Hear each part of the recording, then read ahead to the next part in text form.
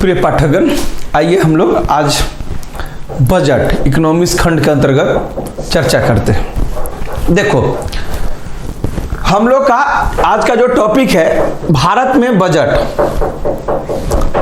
तो budget topic का study दो तरीके से किया जाता है। अमूमन एक तरीका ये है कि जो हमारा वित्तीय बजट प्रत्येक वर्ष आता है, हम उस वित्तीय वर्ष के आलोक में बजट की चर्चा करें। और एक जो सेक्शन है वह सेक्शन है जिसमें हम लोग चर्चा करते हैं कि बजट की प्रक्रियाएं क्या है। ठीक है, बजट की प्रक्रियाएं क्या है। अब इन दोनों में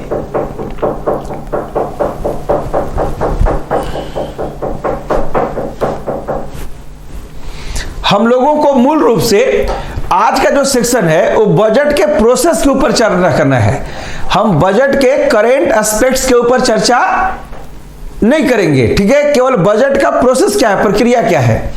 इसमें भी बहुत कुछ चीजें ऐसी हैं जो फैक्चुअल हैं, तथ्यात्मक हैं और एग्जाम में लगातार पूछी जाती हैं, और कुछ चीजें कॉन्सेप्चुअल हैं।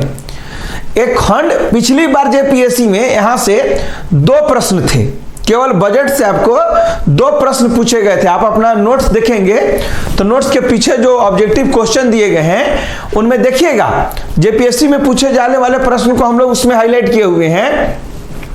तो वहां पर आपको दिखेगा कि यहां से किस प्रकार के प्रश्न पूछे जाते हैं। तो यहां कॉन्सेप्चुअल वाला पार्ट भी इंपॉर्टेंट है और इधर वाला पार्ट भी इंपॉर्टेंट है। आओ देखें, एक एक करके एक एक लाइन में हम लोग एबीसीडी कहो एक प्रकार समझो। तो पूरी बजट की एबीसीडी हम लोग पढ़ रहे हैं कि एक बजट के बारे में किसी व्यक्ति को सामान्य जानकारियां क्या होनी चाहिए। सबसे पहले संविधान के अनुच्छेद 112 में प्रावधान है कि सरकार प्रत्येक वर्ष आय व्यय का एक लेखा जोखा देगी, जिसमें यह उल्लेख होगा कि सरकार आगामी वित्तीय वर्ष में किस मद पर कितना खर्च करेगी तथा व्यय को पूरा करने के लिए आय कहां से प्राप्त करेगी। इसी लेखा जोखा को हम लोग वार्षिक वित्तीय विवरण यानी बजट कहते हैं। बात को ऐसा समझिए, according to Indian constitution budget शब्द का उल्लेख नहीं है। साफ कहता है कि राष्ट्रपति वित्त मंत्री से वार्षिक वित्तीय विवरण रखेगा कि साल भर का विवरण दीजिए कि कहां से पैसा आएगा और जो पैसा आएगा वो कहां खर्च कीजिएगा। इसे ही हम लोग बजट कहते हैं। तो पहला क्वेश्चन क्या हुआ जी, संविधान के किस अनुच्छेद में बजट का प्रावधान है। सिंपल क्वेश्चन पूछता है तो ये आर्टिकल याद रखिएगा 112। फिर कहता है कि जब कोई भी बजट प्रस्तुत किया जाता है तो जनरली वह 3 वर्षों का ब्यौरा होता है। मतलब आप इसको सिंपली ऐसे समझ लीजिए कि अगर कोई बजट है, अगर अभी जो सरकार ने बजट पेश किया जी, तो अभी 2021 चल रहा है, तो यह बजट 2021 और 22 का बजट है। लेकिन इस बजट में जो चर्चाएं होंगी वो 2020-21, 2019-20 और 21-22 से 3 बरस का चर्चा इसमें होगा। कहते हैं कि इसका अंतिम आंकड़ा प्राप्त हो जाएगा कि सरकार को पैसा कितना मिला और कितना खर्च हुआ। इस वर्ष में सरकार अपना अनुमान जारी करती है। यह अनुमान क्या होता है, संशोधित होता है। जबकि 2021-22 की अगर हम बात करें, ठीक है, तो यहां पर इसका रोल क्या है कि इसमें केवल अनुमान बताया जाता है कि पैसा कहां से आएगा और पैसा कहां से खर्च किया जाएगा। मतलब इसमें केवल अनुमान, इसमें आधा हकीकत आधा अनुमान, और इसमें फाइनल आंकड़े 3 वर्षों के आंकड़े किसी वर्ष के वित्तीय बजट में प्रस्तुत किए जाते हैं। नेक्स्ट पॉइंट, संविधान के अनुच्छेद 112 के अंतर्गत प्रत्येक वित्तीय वर्ष के लिए जो सेशन होता है जी, वो 1 अप्रैल से 31 मार्च होता है। मतलब हमारे देश में बजट की अवधि क्या है, 1 अप्रैल टू 31 मार्च। अनुच्छेद 202 में राज्य सरकारों के बजट के संदर्भ में व्यवस्था है। मतलब किसी राज्य का राज्यपाल वार्षिक वित्तीय विवरण उस राज्य के वित्त मंत्री को प्रस्तुत करने के लिए कहता है। आर्टिकल 202 के तहत जबकि केंद्र का जो बजट प्रस्तुत किया जाता है राष्ट्रपति के आदेश पर वह 112 के तहत। राज्य बजटीय प्रावधान 202 और केंद्रीय बजटीय प्रावधान 112 में है। अगर बात की जाए बजट की परंपरा को तो कहते हैं कि आधुनिक भारत में बजट की शुरुआत अंग्रेजी काल में खास करके लॉर्ड कैनिंग के काल में हुई। लॉर्ड कैनिंग भारत में 6 वर्ष तक वायसराय रहे थे जी, 1856 से 62 तक, और इन्हीं के काल में पहली बार मंत्रिमंडलीय प्रणाली का जन्म हुआ था। मतलब जो वायसराय कार्यकारिणी के सदस्य होते थे उनके बीच में विभागों का बंटवारा किया जाता था, और उसी दौरान जब पहली बार वित्त सदस्य के तौर पर जेम्स विल्सन की नियुक्ति हुई, जेम्स विल्सन ने 18 फरवरी 1960 को वायसराय के परिषद में बजट प्रस्तुत किया। भारतीय बजट पद्धति के जनक विल्सन को ही माना जाता है। मतलब भारत में पहला budget viceroy Lord Canning, time 18 फरवरी 1960, प्रस्तुतकर्ता जेम्स विल्सन, भारतीय बजट के पिता विल्सन। इतना तथ्य याद रखिएगा। कहते हैं कि अगला फैक्ट्स है कि 1920 तक केंद्र लेवल पर जो बजट प्रस्तुत किया जाता था, इस बजट में क्या होता था कि एक ही बजट होता था। 1860 नहीं है क्या जी? ओह करेक्ट, मैं बोल रहा हूं 1860 लेकिन यहां लिखा हुआ है 1960। ठीक है, इसको करेक्ट कर लीजिए।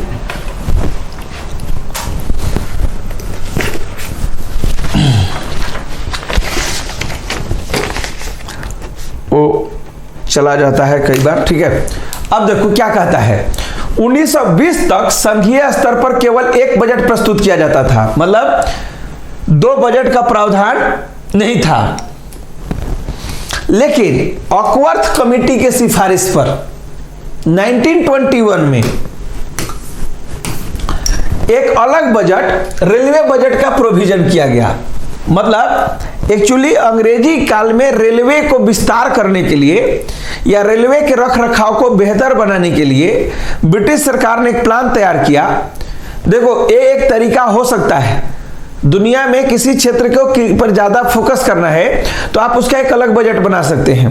जैसे भारत सरकार भी चाहे तो रेल बजट को तो मर्ज कर दी, लेकिन अगर सरकार को लगता है कि एग्रीकल्चर सेक्टर हमारे लिए महत्वपूर्ण है तो वो एग्रीकल्चर सेक्टर के लिए कृषि बजट की अलग से व्यवस्था कर सकती है। आप ऐसा करना, दुनिया के लोकतांत्रिक व्यवस्था में इसके एग्जाम्पल मिलते हैं। अतः आप केवल याद रखिएगा कि आम बजट से रेल बजट को कब पृथक किया गया? 1921 में। किस कमेटी के रिकमेंडेशन पर किया गया? तो एकवर्थ, इसको अकवर्थ, एकवर्थ जो नाम है दे सकते हैं।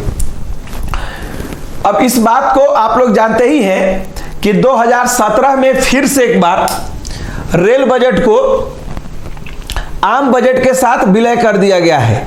यानी वर्तमान समय में यह प्रक्रिया नहीं चल रही है। कहते हैं कि अविभाजित भारत, मतलब जो 1947 के गवर्नमेंट से पहले 1946 में एक अंतरिम सरकार बनी थी, उस सरकार में तथा आजाद भारत का पहला बजट प्रस्तुत करने का श्रेय किसको जाता है जी? आर.के. शनमुखम चेट्टी। ये दोनों प्रश्न एग्जाम में आता है। भारत के पहले वित्त मंत्री कौन थे? तो आर.के. शनमुखम चेट्टी। और भारत में पहला बजट किसने पेश किया? स्वतंत्र भारत का पहला बजट किसने पेश किया? तो आर.के. शनमुखम चेट्टी। लेकिन अगर यही क्वेश्चन पूछे जी कि 26 जनवरी 1950 को जब संविधान लागू हुआ और भारत गणतंत्र हुआ तो गणतंत्र भारत का पहला बजट किसने पेश किया? तो ये विकल्प चेंज हो जाएगा। स्वतंत्र भारत का पहला बजट आर.के. शनमुखम चेट्टी, तो गणतंत्र भारत का पहला बजट जॉन मथाई को प्रस्तुत करने की श्रेय जाता है। जॉन मथाई ने 1950 का जब बजट पेश किया था जी, तो उसी दौरान एक घोषणा की थी कि भारत अपने देश में नियोजन प्रणाली को बढ़ावा देने के लिए एक प्लानिंग कमीशन की स्थापना करेगा। इसीलिए इसका बड़ा इंपॉर्टेंस माना जाता है। वित्तीय वर्ष 1951-52 का अंतरिम बजट भारतीय रिजर्व बैंक के गवर्नर सी.डी. देशमुख ने प्रस्तुत किया। बाद में सीडी देशमुख भारत के वित्त मंत्री बने और अंतिम बजट भी प्रस्तुत किए। मतलब बतौर आरबीआई गवर्नर रहते हुए भारत में बजट पेश करने का श्रेय किसको जाता है? तो इसका उत्तर सीडी देशमुख को जाता है। ये वही सीडी देशमुख है जो स्वतंत्र मतलब भारत में जब आरबीआई का राष्ट्रीयकरण हुआ था तो इसके पहले गवर्नर भी थे। कहते हैं कि 1958 के शुरू में तत्कालीन वित्त मंत्री कृष्णामाचारी के त्याग पत्र के बाद पंडित जवाहरलाल नेहरू ने खुद से आम बजट प्रस्तुत किया। नेहरू बतौर पीएम बजट प्रस्तुत करने वाले प्रथम व्यक्ति थे। बाद में इंदिरा और राजीव गांधी ने भी अपने काल में बजट प्रस्तुत किए थे। मतलब प्रधानमंत्री रहते हुए बजट पेश करने का श्रेय नेहरू को भी है, इंदिरा को भी है और राजीव को भी जाता है। वैसे देश में 4 ऐसे प्रधानमंत्री बने हैं जो प्रधानमंत्री बनने से पहले वित्त मंत्रालय की जिम्मेवारी संभाल चुके थे। मोरारजी देसाई, चौधरी चरण सिंह, बीपी सिंह और मनमोहन सिंह। ये 4 ऐसे मिनिस्टर हैं जो वित्त मंत्री रहते हुए पीएम के पद तक गए।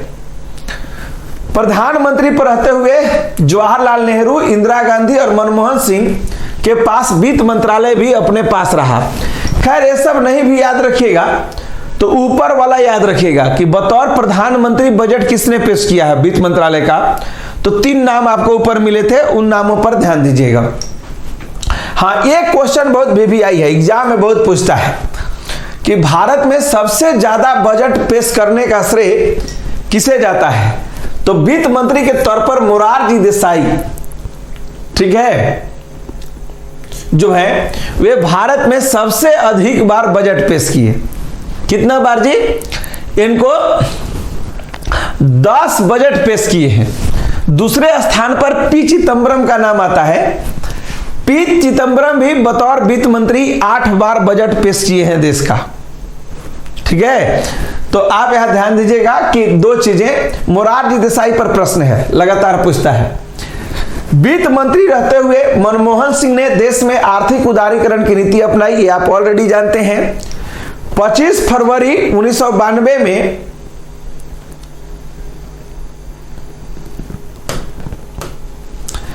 भारत में पहली बार रेल बजट और आम बजट को टेलीविजन पर प्रसारण शुरू हुआ था।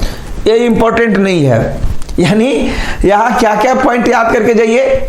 अगर सेलेक्ट करना हो, थोड़ा कम कर दें आपका भार। तो पहला, एकवर्थ कमेटी के सिफारिश पर 1921 में रेल बजट से आम बजट अलग हुआ। ये पॉइंट पीवीआई है। दूसरा पॉइंट, स्वतंत्र भारत का बजट किसने पेश किया? आर.के. शनमुखम चेट्टी। गणतंत्र भारत का बजट किसने पेश किया? जॉन मथाई। ठीक है, सर्वाधिक बार बजट प्रस्तुत करने का श्रेय किसको जाता है? तो इसका उत्तर है मोरारजी देसाई।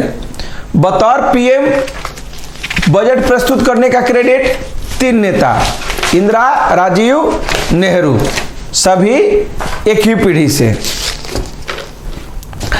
अब यहां से थोड़ा आगे बढ़िए और बजट के बाकी के प्रोसेस पर हम आपसे चर्चा करते हैं। यानी बजट में अभी तक क्या क्या याद करके जाइएगा। 112 के तहत केंद्रीय बजट आता है, 202 के तहत राज्य बजट आता है। भारत में बजट के पिता जेम्स विल्सन हैं, ठीक है, और बाकी जो बताए सो। अब जो कहता है कि भारत में बजट का निर्माण की प्रक्रिया क्या है, तो कुछ महत्वपूर्ण तथ्य हैं। सामान्यतः बजट फरवरी माह के अंतिम तिथि को प्रस्तुत किया जाता है, परंतु अब इसे जनवरी में ही प्रस्तुत करने पर विचार चल रहा है। पिछले कुछ बजट जो हैं निर्धारित तिथियों पर नहीं आए हैं, मतलब 28 फरवरी को ना आकर के समय से पहले लाए गए हैं। हालांकि उनके तिथि में एकरूपता का अभाव देखने को मिलता है। कहते हैं कि बजट जो निर्माण की प्रक्रियाएं हैं, ठीक है, वो 6-7 माह पहले शुरू होती हैं। केवल ऐसे जानकारी के लिए है, कोई भी बजट, ये जरूर याद रखिएगा, बजट की पूरी प्रणाली हमारे देश में 5 चरण से होकर गुजरती है। ठीक है, जब हम देश का केंद्रीय बजट प्रस्तुत करवाते हैं तो एक बजट जो है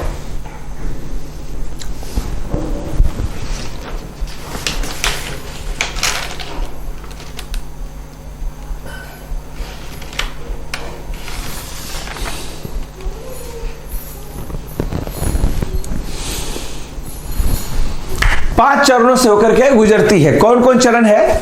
तो पहला चरण है बजट का आकलन तय करना, दूसरा होता है बजट का दस्तावेज तैयार करना, तीसरा होता है संसद में प्रस्तुति और मंजूरी लेना, चौथा होता है बजट को लागू करना, और पांचवा चरण होता है वित्तीय कोष का लेखांकन करना। देखो कहते हैं कि जनरली जुलाई अगस्त महीने में, जी ऊपर का जो डाटा है उसे करेक्ट कर सकते हैं, अगस्त महीने से बजट निर्माण की प्रक्रिया शुरू होती है। सबसे पहले सरकार व्यय का लेखा जोखा बनाती है कि आगामी वर्ष में खर्च कैसे किए जाएंगे। व्यय के बाद सरकार आय का लेखा जोखा बनाती है। व्यय के बाद किसका विवरण तैयार करती है? आय का विवरण तैयार करती है। और जब ये दोनों बजट के उनको आय और व्यय का ब्यौरा प्राप्त हो जाता है तो बजट को बैठ करके लिखा जाता है। इसके लिए आप जानते हैं ना कि बजट शिरोमणि की तैयारी हलवा के रस्म से शुरू होती है। जो लोग लिखते हैं उन्हें बंद कमरे में रहना पड़ता है, वहां से वे तभी बाहर निकल पाते हैं जबकि वे बजट संसद में प्रस्तुत कर दिया जाए। तो बजट को बनाने की बड़ी गुप्त विधि है। जब इसके दस्तावेज तैयार करते हैं तो बहुत सावधानी बरतते हैं। तीसरा काम है कि बजट संसद में पेश कर दिया गया तो बजट को संसद से मंजूरी ले लिया जाए, मतलब बजट को पास करा दिया जाए। हालांकि बजट को मंजूर कराने में जैसा कि हम लोग जानते हैं कि लोकसभा का बड़ा महत्वपूर्ण रोल होता है और राज्यसभा की भूमिका गौण होती है, क्योंकि बजटीय मांग को अगर लोकसभा मंजूर कर दे तो राज्यसभा इसमें कुछ नहीं कर सकती है। राज्यसभा केवल 14 दिन विलंब करा सकती है, अन्यथा उसे इसी रूप में पारित करना पड़ता है। चौथा चरण जो है उसको आपको समझ में नहीं आएगा कि बजट में है कि नहीं है। मतलब साल भर में जो बजट की घोषणा होती है उन घोषणा को जमीन पर उतारना, उस घोषणा को लागू करना, इसका चौथा चरण है। तो ये बजट निर्माण का चरण नहीं हुआ, बजट के 5 चरण हो गए। बजट बनने की प्रक्रिया तो 3 चरण में पूरा हो जाती है। और लास्ट में आता है कि जो बजट सरकार ने बनाई, पैसा आया, पैसा खर्च हुआ, इन सबको ऑडिट करने के लिए हमारे देश में कौन है? कैग है, कंट्रोलर एंड ऑडिटर जनरल, नियंत्रक एवं महालेखा परीक्षक होते हैं। आर्टिकल 148 के तहत उन्हें पद पर अपॉइंटमेंट किया जाता है और उन्हीं को यह दायित्व दिया जाता है कि वे पूरे चीज की ऑडिटिंग करें, ठीक है, कि बजट सही मद में खर्च हो रहा है कि नहीं हो रहा है। कहते हैं कि बजट निर्माण की प्रक्रिया के अंतर्गत वित्त मंत्रालय सबसे पहले प्रशासनिक मंत्रालय, योजना आयोग, अब कह सकते हैं कि नीति आयोग जो है, तथा नियंत्रक एवं महालेखा परीक्षक के सहयोग से बजट तैयार करता है। बजट के प्रथम चरण में अभी हम आपको बता रहे थे व्यय का अनुमान लगाया जाता है। किस चीज का अनुमान लगाया जाता है जी? अनुमान लगाया जाता है व्यय का, जिसमें वित्त मंत्रालय जून जुलाई के दौरान विभिन्न मंत्रालयों एवं विभागों को एक पत्र भेजता है। इस पत्र के जरिए पिछले वर्ष की वास्तविक आय, व्यय, वर्तमान वर्ष की स्वीकृति, आगामी वर्ष का अनुमान, ये सब मांगा जाता है। मतलब कहने का अर्थ है कि बजट बनाने की प्रक्रिया में सबसे पहले क्या करेगा वित्त मंत्रालय कि सभी विभाग को एक चिट्ठी भेजेगा और उनसे एक रिपोर्ट मांगेगा कि पिछले साल आपको कितना धन मिला था, आपने कितना खर्च किया, क्या उपलब्धियां प्राप्त हुई, अगले वर्ष का आपका प्रस्तावित बजट कितना होगा, इन सब चीज का वो डिटेल मांगता है।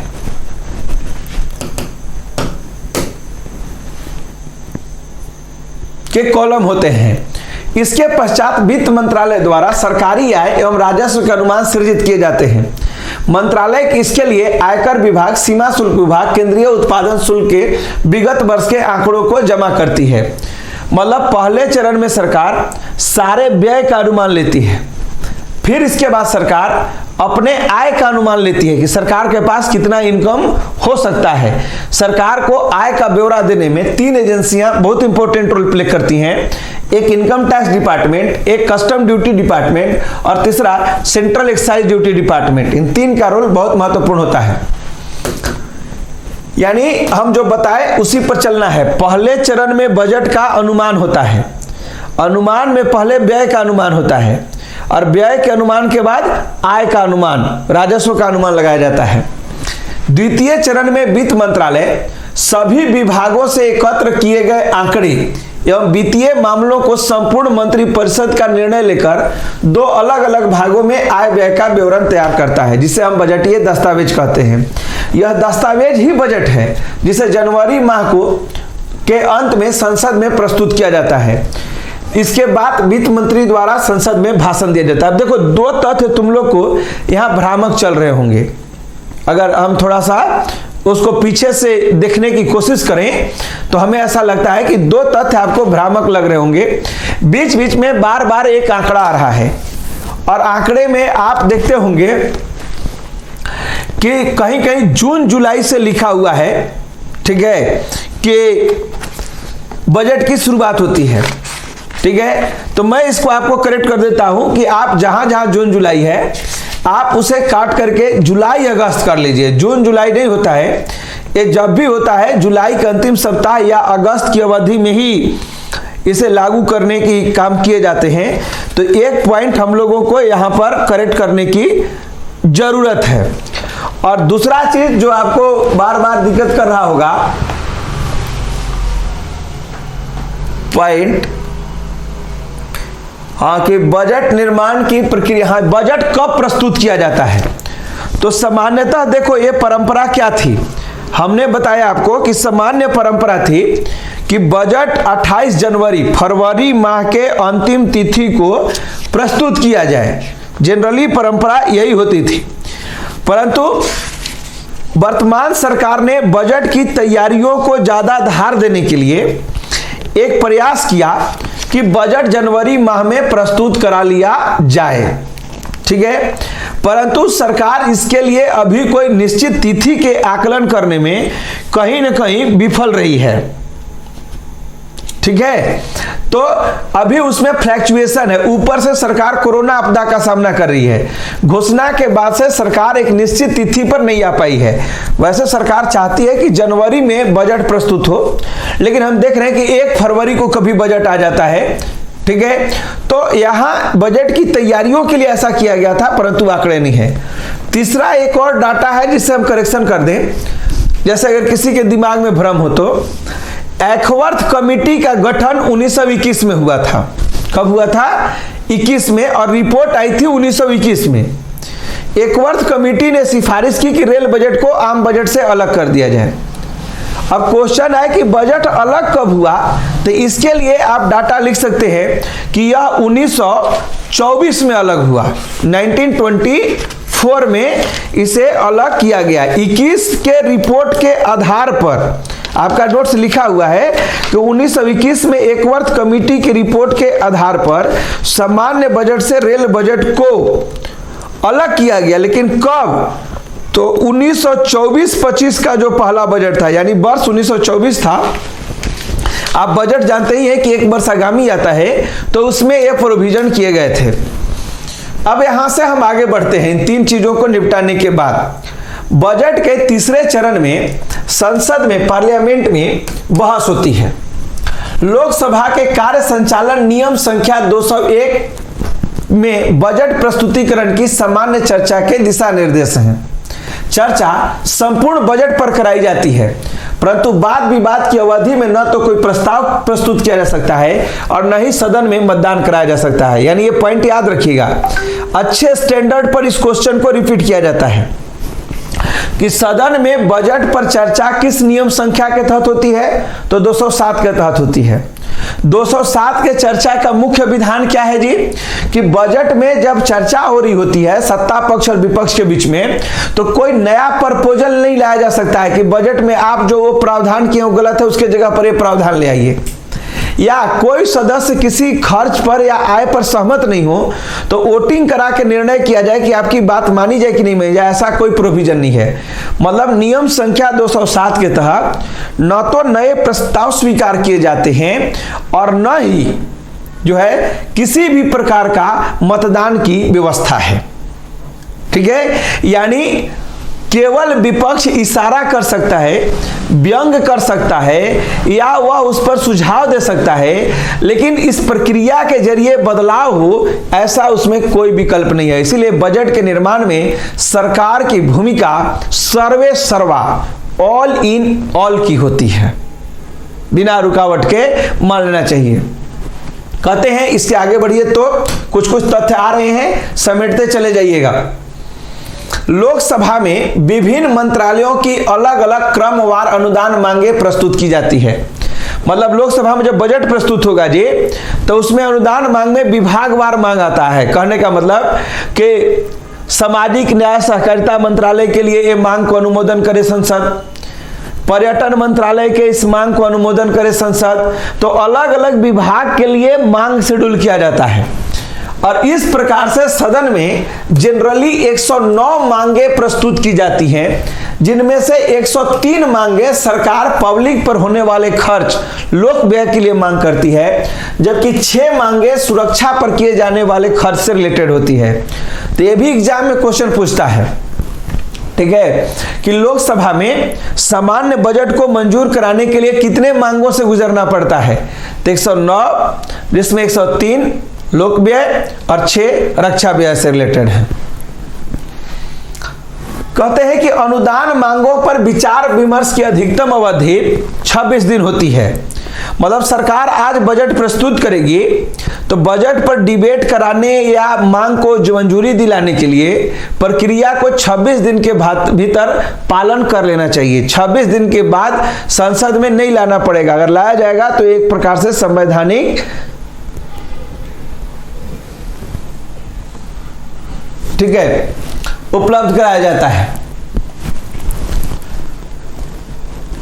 आगे कहते हैं कि जिसके पश्चात पहले लोकसभा और फिर राज्यसभा जो है, मतलब पहले अनुदान मांगों पर विचार होता है, अनुदान मांगों के बाद कटौती प्रस्ताव लाए जाते हैं। हम आपको बताएंगे आगे चल करके कि बजट निर्माण में कौन कौन से कटौती प्रस्ताव लाए जा सकते हैं उस बारे में, ठीक है, तो प्रस्तुत किए जाते हैं।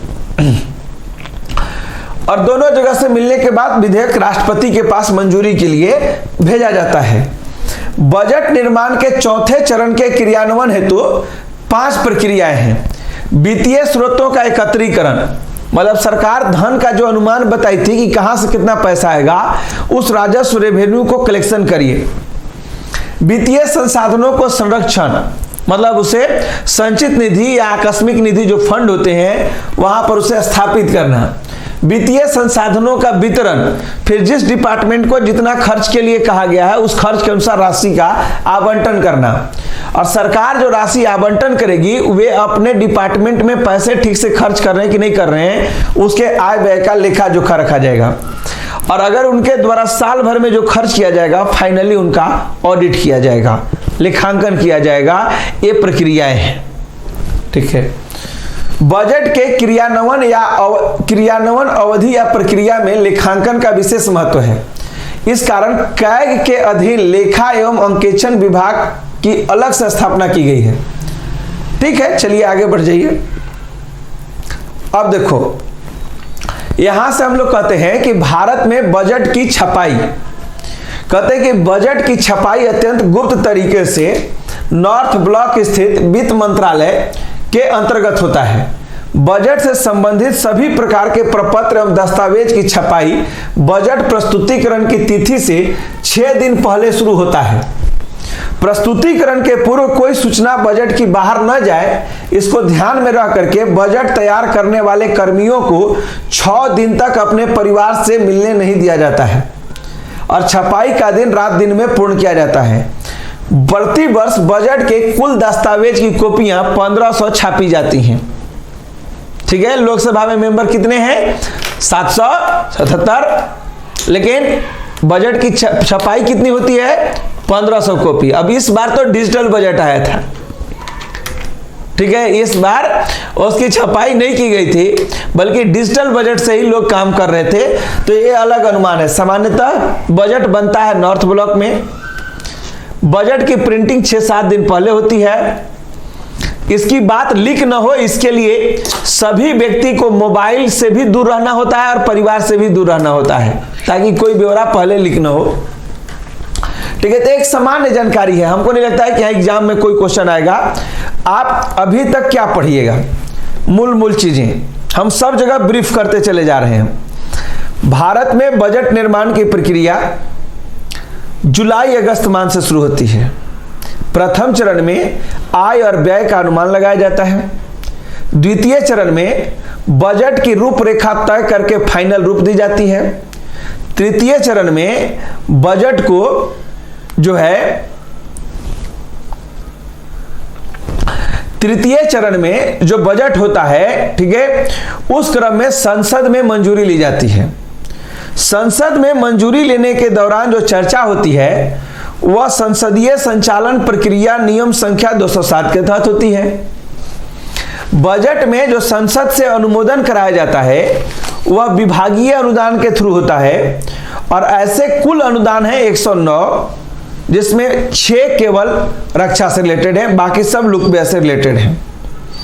बजट के चौथे चरण में दायित्व होता है कि बजट को लागू किया जाए, मतलब जितना अनुमानित सरकार ने आय रखा था उतना आय संग्रहण हो और जहां जहां खर्च रखा था खर्च किया जाए।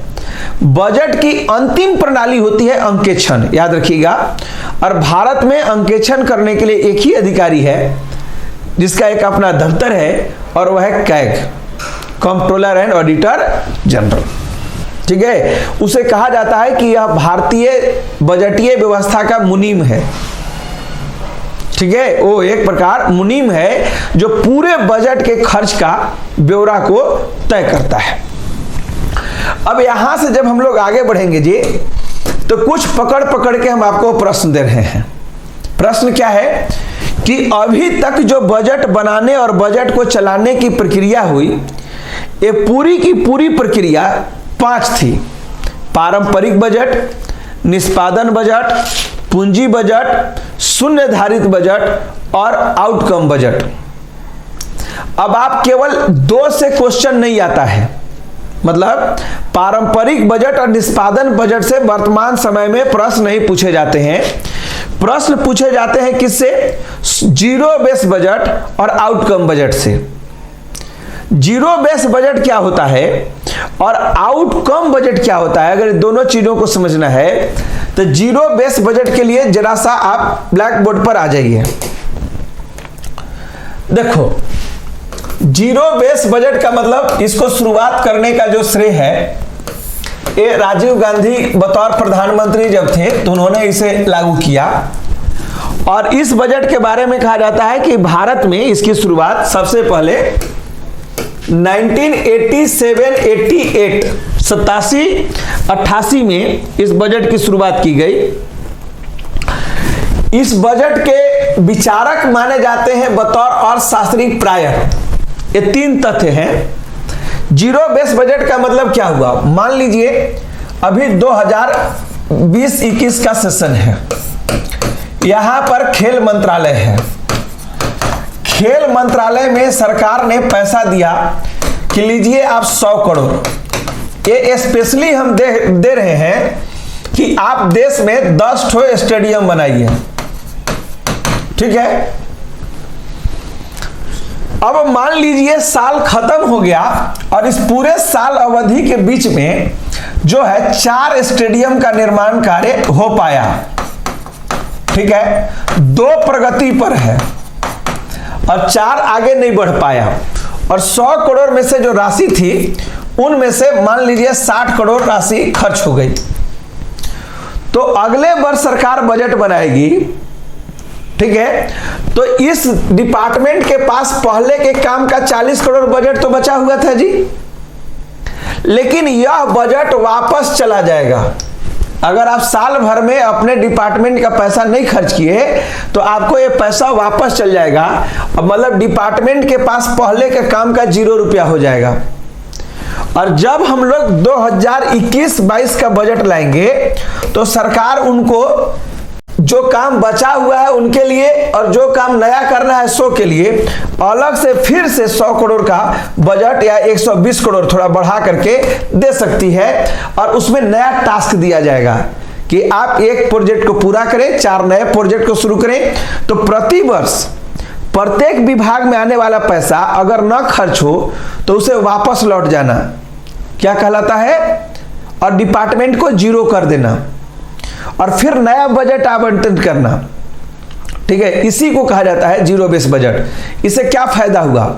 अब पहले क्या होता था कि मान लो हम जल संसाधन मंत्रालय चला रहे हैं, सरकार ने बजट दिया कि 100 करोड़ में आपको इतना घर में नल से जल सप्लाई करना है, हम आधा बनाए तो मेरा पैसा ऑलरेडी मेरे पास पड़ा हुआ रहता था, फिर अगले साल हमको नए काम के लिए फिर से पैसा आ गया, तो हर वर्ष विभाग में पैसा जमा हुआ रहता था।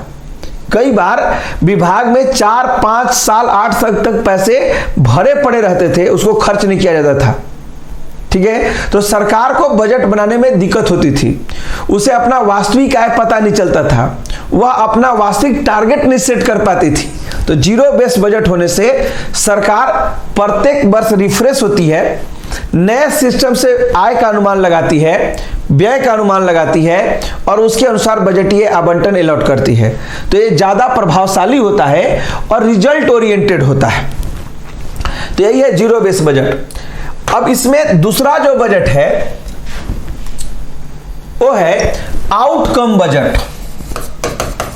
ठीक है, अब आउटकम बजट क्या होता है?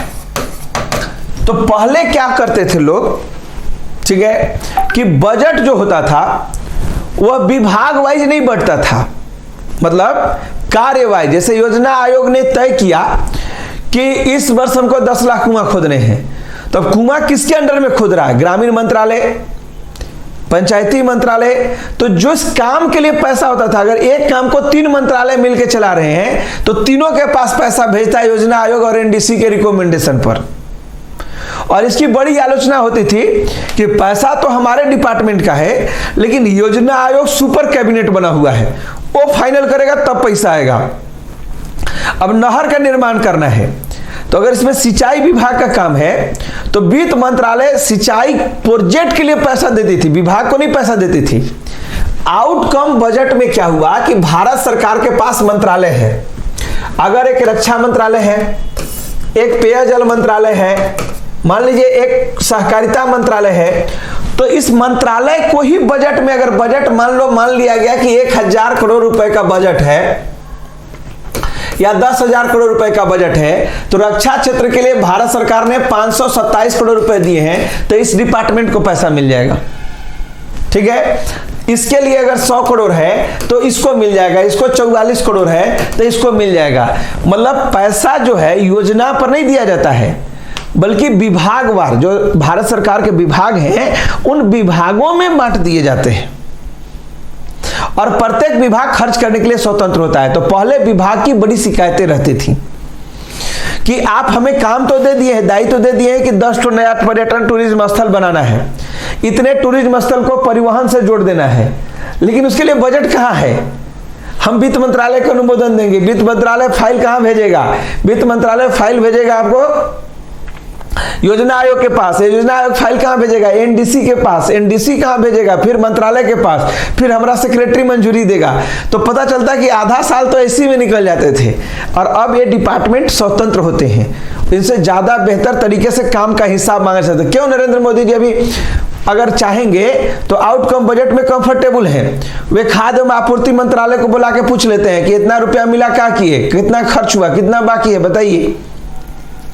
ठीक है, तो उनको ब्यौरा मिल सकता है। अगर मंत्रालय का मंत्री बोले अभी तक तो रुपये नहीं आए है तो हिसाब कथी ले रहे हैं, तो ये कितना कठिन काम होगा प्रधानमंत्री के लिए। ठीक है, तो आउटकम बजट से विभागवार मंत्रियों की जवाबदेही सुनिश्चित होती है और वे बहाना बना के अपने डिपार्टमेंट के वर्क को नहीं रोक सकते हैं, इसलिए वर्तमान में इसकी काफी सराहना होती है।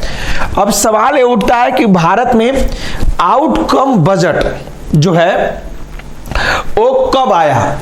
तो भारत में पहली बार आउटकम बजट 2005 में लाया गया। अब जानते ही हैं कि 2005 में प्रधानमंत्री कौन थे?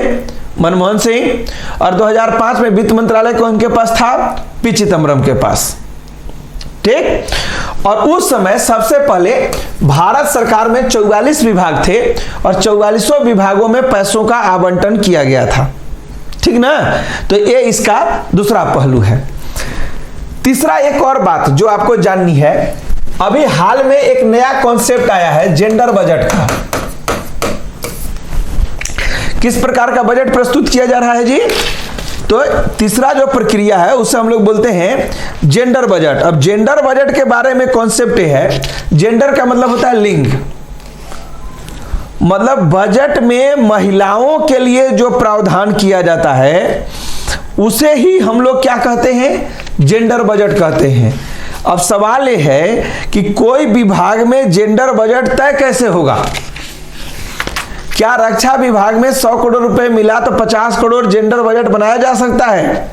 तो आपको यहां जानना होगा कि नहीं, रक्षा क्षेत्र में ऐसे बजट बनाने की परंपरा नहीं होगी।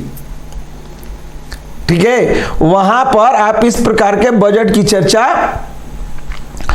नहीं कर सकते हैं। देखो, बजट में जेंडर बजट का मतलब क्या है? इसको बोलते हैं ना कि वर्तमान समय में जेंडर बजट जो है यो योजनागत है। योजनागत का मतलब जैसे भारत सरकार की एक योजना है मनरेगा। अब मनरेगा में सरकार ने कहा कि हम मनरेगा का मान लो 60 करोड़ का बजट देते हैं कि इतने लोगों से काम लिया जाए, इतने मानव दिवस तक और भुगतान किया जाए। तो गवर्नमेंट ने क्या किया कि मनरेगा में ही जो है वो 40% काम महिलाओं के लिए रिजर्व कर दिया। मतलब जितना मनरेगा वर्कर्स काम में आएंगे उनमें 40% महिलाएं होंगी। महिला वर्कर से काम लेना है और महिला वर्कर को ही भुगतान करना है। तो मान के चलो कि 60 करोड़ रुपए में से 24 करोड़ रुपए केवल महिलाओं के ऊपर ही खर्च किए जाएंगे। मतलब महिलाओं से काम करा करके उन्हीं के अकाउंट में पैसा भेजना है, और नहीं तो पैसा रुक जाएगा। तो ये दो चीजें याद रखिए। जेंडर बजट की शुरुआत जो है भारत में वो 2008 में किया गया। ठीक है, जेंडर बजट की शुरुआत कब हुई? 2008 में मनमोहन सिंह सरकार के द्वारा। यह योजनागत आवंटन है, विभागवार आवंटन नहीं है। कैसा है? योजनागत आवंटन है। और तीसरी चीज जो इसमें याद करनी है वो ये है कि अभी के कंडीशन में महिलाओं की भागीदारी भले 50% हो, लेकिन जो है सो आपको नोट्स में 2005 रॉन्ग है, उसे करेक्ट कीजिए 2008। ठीक है, तो यहां पर हम लोग एक चीज की चर्चा कर रहे थे कि इसकी राशि 40% तय है। जेंडर बजट में योजनागत व्यय के तहत जो खर्च किए जाएंगे उसमें महिलाओं की भूमिका कितना होगा? ठीक है,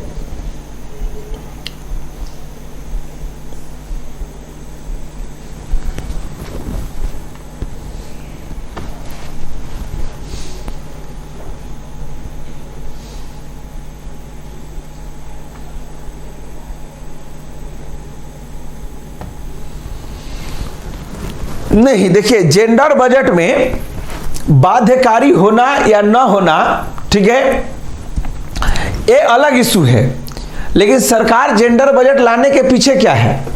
जेंडर बजट क्यों लाया गया? जेंडर बजट लाने के पीछे इशू था कि हमारे देश में महिलाएं के पास आर्थिक ताकत नहीं है।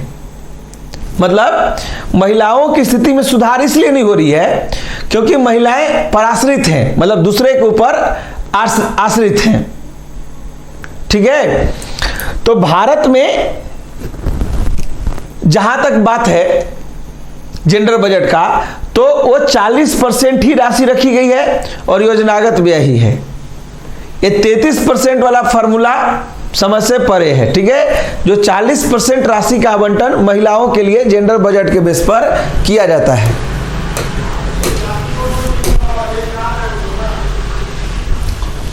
अब देखो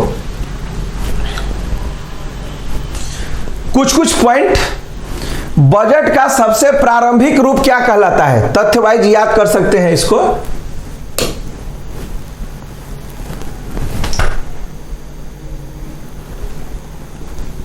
एक सेकंड जी, इसका पेन चला गया।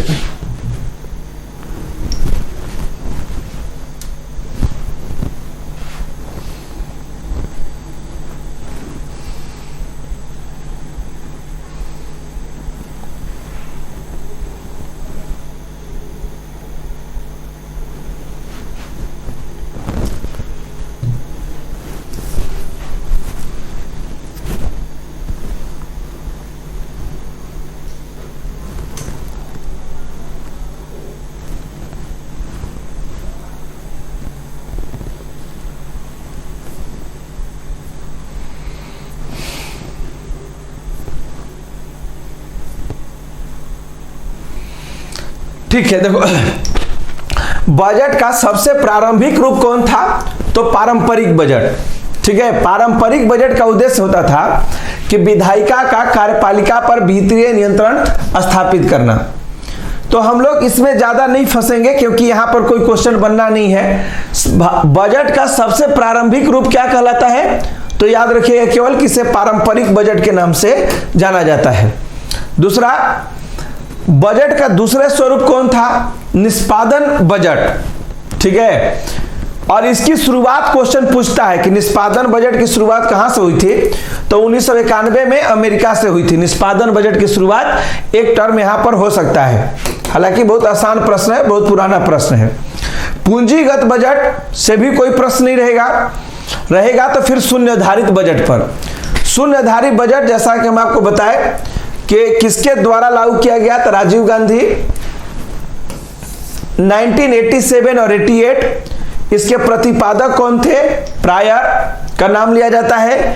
और इसकी खासियत क्या होती है कि प्रत्येक मंत्रालय के कुल बजट को शून्य मानते हुए प्रति वर्ष नए सिरे से जो है बजट को आवंटन करना। अब देखो अगला क्वेश्चन है आउटकम बजट। तो यहां पर आउटकम बजट का मीनिंग जरूर पूछता है, तो ध्यान रखिएगा। जब धन का बंटवारा मंत्रालय वार किया जाता है तो उसे हम आउटकम बजट कहते हैं। भारत में आउटकम बजट की घोषणा कब हुई थी? तो 28 जनवरी 2005 को हुई थी और आरंभिक फेज में 44 विभागों के बीच धन का बंटवारा किया गया था। जेंडर बजट का मतलब क्या है? तो जेंडर बजट मतलब होता है कि महिलाओं के लिए जब अलग से बजटीय रणनीति बनाई जाती है, महिलाओं के लिए जब अलग से बजटीय रणनीति सृजित किया जाए तो उसे हम जेंडर बजट कहते हैं। कहते हैं कि प्रत्येक वर्ष बजट में एक निश्चित धनराशि की व्यवस्था की जाती है महिलाओं के लिए, उसे हम जेंडर बजट के नाम से जानते हैं, जो विकास योजनाओं से जुड़ा हुआ है। भारत में जेंडर बजट की शुरुआत जहां तक बात है 2005 में, तो ये आंकड़ा गलत है। दरअसल जेंडर बजट की बारे में घोषणा की गई थी, बजट में केवल इसका उल्लेख किया गया था कि भारत सरकार जेंडर बजट को बढ़ावा देना चाहती है, लेकिन जेंडर बजट का क्रियान्वयन जो है, जेंडर बजट को लागू करने की जो प्रक्रिया है वो 2008 है। इस मामले में कंफर्म में कोई दिक्कत नहीं है। ठीक है, 2008 में ही पहली बार जेंडर बजट एलोकेट किया गया, जैसा कि हम आपको बताएं। विश्व में सबसे पहले जेंडर बजट लाने वाला देश जो है सो ऑस्ट्रेलिया था। ठीक है, तो ये कुछ तथ्य हैं, ठीक है, जिसको आप देख सकते हैं बजट के पॉइंट ऑफ व्यू से। अब देखो बात आगे बढ़ाते हैं तो चर्चा शुरू होती है कि बजट के अवयव कौन से हैं। ये एक बड़ा टॉपिक है। बजट के अवयव का मतलब क्या है? बजट का अवयव का मतलब होता है कि मतलब जो हम लोग आय जुगाड़ करते हैं, सरकार के पास जो आय के स्रोत हैं वो कौन कौन से हैं। दूसरा, व्यय के क्षेत्र कौन कौन से हैं। तो देखो इसमें कुछ एकदम साइलेंट टेक्निकल टाइप का क्वेश्चन आएगा कि बजट में सार्वजनिक आय और सार्वजनिक व्यय ये दो चीजें हैं। सार्वजनिक आय में क्या है? तो राजस्व प्राप्ति या पूंजीगत प्राप्ति। अक्सर एक क्वेश्चन पूछता है कि नीचे दिए गए विकल्पों में से बताइए कि कौन सा पूंजीगत प्राप्ति का साधन है और कौन सा राजस्व। राजस्व वाला तो आप आसानी से पकड़ लेंगे कि चूंकि आप टैक्स को पढ़े हुए हैं, टैक्स को समझ रहे हैं। जैसे अगर आपसे कोई पूछा जाए कि विनिवेश से प्राप्त किया गया धन किस श्रेणी में जाएगा, ठीक है, तो ये सरकार की पूंजीगत प्राप्ति है। प्रत्येक कर्मचारी का जो ग्रेजुएटी कटता है, मतलब भविष्य निधि फंड में जो पैसा जमा होते हैं वो किस क्षेत्र में आते हैं? सरकार को अपने ही कर्मचारियों का जो टैक्स काटती है, मतलब एक प्रकार से कहो तो जो रिटायरमेंट पर जो पैसे मिलते हैं भविष्य निधि वगैरह में, तो उन पैसों को जो स्रोत है वो सरकार को मिलता है, लेकिन ये अलग बात है कि बाद में उसे लौटाना पड़ता है। ठीक है, वही पैसे तो ये कहां से आएंगे? तो इन पर कुछ तकनीकी टर्म जानना जरूरी होता है। इसी प्रकार अगर कोई क्वेश्चन पूछ दे कि जो सरकार व्यय करती है उसमें कुछ राजस्व व्यय है और कुछ पूंजीगत व्यय है। अब पूंजीगत अगर व्यय आपसे पूछे तो पूंजीगत व्यय के उदाहरण क्या हैं, तो बहुत कम मिलते हैं। मतलब भारत सरकार के द्वारा जब किसी हॉस्पिटल का निर्माण किया जाए, जब किसी स्कूल का निर्माण किया जाए, तो ये पूंजीगत व्यय के रूप उदाहरण है। मतलब इसका मतलब ये होता है कि पूंजीगत व्यय में खर्च आज कीजिए और उसका लाभ वर्षों तक बनता रहे। जैसे हमने रिम्स बनाए, एम्स बनाए, तो एम्स सरकार के पूंजीगत व्यय का हिस्सा है। अगर सरकार के द्वारा ब्याज का भुगतान किया जाता है तो एक गैर विकासात्मक राजस्व व्यय का उदाहरण है। तो यहाँ सीधे टर्म जानना है कि कौन, जैसे प्रत्यक्ष और अप्रत्यक्ष कर पढ़ रहे थे ना, उसी प्रकार की प्रक्रिया यहाँ पर देखनी है। देख लो थोड़ा सा बजट के अवयव। सामान्यतः बजट के दो अवयव हैं, एक सार्वजनिक आय और दूसरा सार्वजनिक व्यय। सार्वजनिक आय, सरकार को जो धन मिलता है जी, वो कहां से मिलता है, तो राजस्व आय का मतलब हुआ कि सरकार बहुत प्रकार का टैक्स लगाई है, जीएसटी, इनकम टैक्स, जो भी आया सब आया। ब्याज, अगर किसी को कर्ज दी है तो ब्याज, गैर कर आय, सरकारी कंपनी के लाभ, इन सब से जो पैसा आता है ये सब राजस्व प्राप्ति है। और पूंजीगत प्राप्ति क्या है, सरकार विनिवेश करेगी, किसी कहीं से ऋण वापसी होगा या घरेलू बाजार से ऋण लीजिएगा, तो ये सब के सब पूंजीगत के उदाहरण हैं। सबसे पहले आओ, राजस्व प्राप्ति के स्रोत कौन है और पूंजीगत प्राप्ति के स्रोत कौन है। सरकार के इनकम में इन दोनों आंकड़ों को जानना बहुत जरूरी है। राजस्व प्राप्ति में पहला है टैक्स से प्राप्त है। अब टैक्स का भरमार है, हमारे देश में एक प्रकार का टैक्स है जी, इनकम टैक्स है, कॉर्पोरेशन टैक्स है, जीएसटी है, संपदा वगैरह पर कर वसूला जाता है, कभी बंद भी हो जाता है, ठीक है। तो बिक्री कर से कुछ पैसे आते हैं, तो सभी प्रकार के टैक्स से जो आमदनी आएगी वो राजस्व प्राप्ति है। सार्वजनिक उपक्रमों द्वारा अर्जित लाभ, मतलब गेल, भेल, ठीक है, ओएनजीसी, सरकार की बड़ी बड़ी कंपनियां हैं, इन कंपनियों के द्वारा साल में जो मुनाफा कमाया जाता है वो भी राजस्व आय का स्रोत है। ब्याज से आए, अगर भारत सरकार ने किसी को ऋण दे रखा है तो उस ऋण के बदले में भारत सरकार को भी कुछ इंटरेस्ट मिलता है, उससे जो पैसा आएगा वो भी राजस्व का स्रोत होगा। गैर कर आय, अब पूछेगा, क्वेश्चन पूछता है ऐसा कि कौन सा गैर कर आय है, जिसका परिभाषा आप नहीं जानते हैं, वहां आपको दिक्कत होगा ना। तो इस सब चीज को एकदम ध्यान से रिपीट करना है घर में बैठ करके, छोड़ना नहीं है उसको। गैर कर आय में क्या क्या चीजें शामिल की जाएंगी, तो गैर कर आय में आता है डाक सेवा से जो सरकार को आमदनी है, एक गैर कर आय है। रेडियो और टीवी पर जो विज्ञापन दिखाया जाता है और इस विज्ञापन के ऊपर जो टैक्स लिया जाता है, यह गैर कर आय है, ठीक है। तो ध्यान रखिएगा कि ऐसा क्वेश्चन अक्सर आता है, संपदा शुल्क और कौन कौन देगा, और कहेगा कि आप बताइए कि इनमें से कौन गैर कर आय है बिना कर का। तो डाक विभाग, रेडियो, टीवी पर विज्ञापन है, दो ये उदाहरण हैं जो कि गैर कर आय में आते हैं, ठीक है। अब इसी प्रकार ये सारे के सारे स्रोत जो हुआ, चार स्रोत हुए, टैक्स से प्राप्त, कंपनी के मुनाफे से प्राप्त, इंटरेस्ट के रूप में मिला गया धन, रेलवे के द्वारा जो कमाई की जाएगी वो क्या होगा, रेलवे भारत सरकार का एक सार्वजनिक उपक्रम है, ठीक है, उसका मुनाफा इसी क्षेत्र में आएगा। पूंजीगत प्राप्ति के स्रोत क्या है, आंतरिक बाजार उधारी, मतलब घरेलू ब्याज से जो उधार लेते हैं, अल्प बचत जमा, जो सेविंग डिपॉजिट्स होते हैं, भविष्य निधि जमा, लोक लेखा बचत, विदेशी ऋण एवं सहायता, मतलब अगर IMF, world bank, Asian bank से कुछ अगर आपको लोन मिल रहा है जी, या कोई देश आपको फ्री में अनुदान दे रहा है, तो यह पूंजीगत प्राप्ति है। सरकारी कंपनी में हिस्सा बेच के पैसा जुटाना पूंजीगत प्राप्ति है। ऋण या अग्रिम वापसी, ठीक है, मतलब किसी देश को कर्ज दिए थे, वो पैसा आपको लौटा दिया।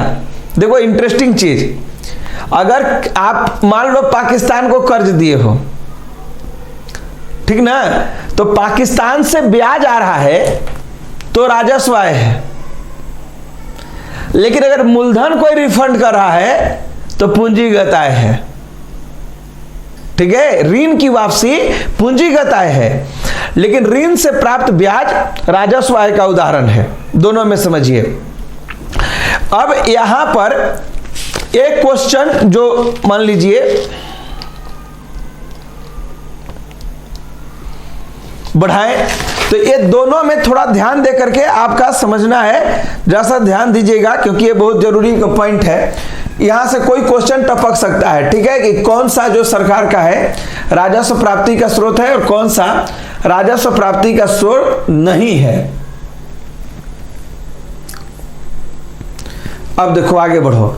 ये तो हुआ कि सरकार का इनकम कहां से आएगा, तो एक हुआ कि राजस्व आय, एक पूंजीगत आय, पैसा वहां से आया। अब यहां चर्चा करता है कि सार्वजनिक व्यय, खर्च कहां होगा, तो सरकार दो प्रकार का व्यय भी करती है, राजस्व व्यय और पूंजीगत व्यय।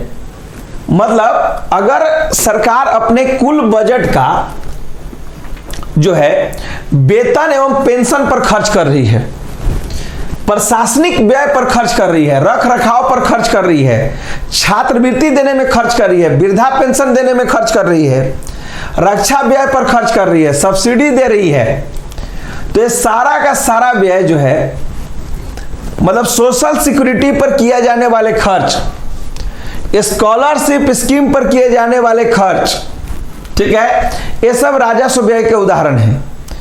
अब सवाल है कि पूंजीगत व्यय के उदाहरण कौन है जी, ठीक है, तो पूंजीगत व्यय के उदाहरण में आता है, जैसा कि हम आपको बताएं कि खर्च आज करें, लाभ वर्षों तक उठाएं, हॉस्पिटल का निर्माण, अस्पतालों का निर्माण, डॉक्टर एवं नर्स को तैयार करना, इस पर जो सरकार को खर्च हो रहा है ऐसे मेडिकल संस्थानों पर, ये सारे के सारे पूंजीगत व्यय के उदाहरण होंगे। लेकिन हमारा अभी यहीं पर पिक्चर फंसा हुआ है। राजस्व व्यय में भी दो रूप हैं, ठीक है, क्या क्या चीजें आती हैं। तो राजस्व व्यय को दो भाग में हम बांटे, एक गैर विकास और एक विकासात्मक व्यय। गैर विकास का मतलब क्या है, मतलब हम पैसा दे रहे हैं, उसे डेवलपमेंट नहीं हो रहा है। अब मान लो हम लोग क्या करते हैं, उस क्षेत्र कौन कौन से हैं, तो सरकारी सेवा कर्मी पर खर्च होने वाला, मतलब जितना भी सरकार नौकरी में बहाल कर रही है, तुम लोग को जो भी नौकरी देने जा रही है, ये सरकार का गैर विकासात्मक व्यय है, ठीक है। सरकारी नौकरियों पर दिए जाने वाले जो भी खर्च हैं, एक गैर विकासात्मक व्यय है।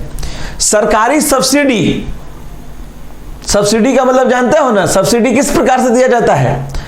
एक होता है कैश सब्सिडी, सरकार सीधे अकाउंट में पैसा भेज देती है नगद सब्सिडी के तौर पर कि खेती करने के लिए 2000 रुपए ले लीजिए, ठीक है। वर्तमान समय में ऐसे कई रूप हैं, 500 रुपए आपके अकाउंट में जा रहे हैं कोरोना काल में नमक मिर्चा खरीदने के लिए, ठीक है। तो एक कैश सब्सिडी हुआ। दूसरा सब्सिडी क्या है, दूसरा सब्सिडी है कि आप डीएपी खाद का बोरा लेने के लिए जाइए, 2500 के डीएपी का बोरा आपको 1200 रुपए में मिल रहा है, तो सरकार 1200 रुपए का भुगतान कर रही है।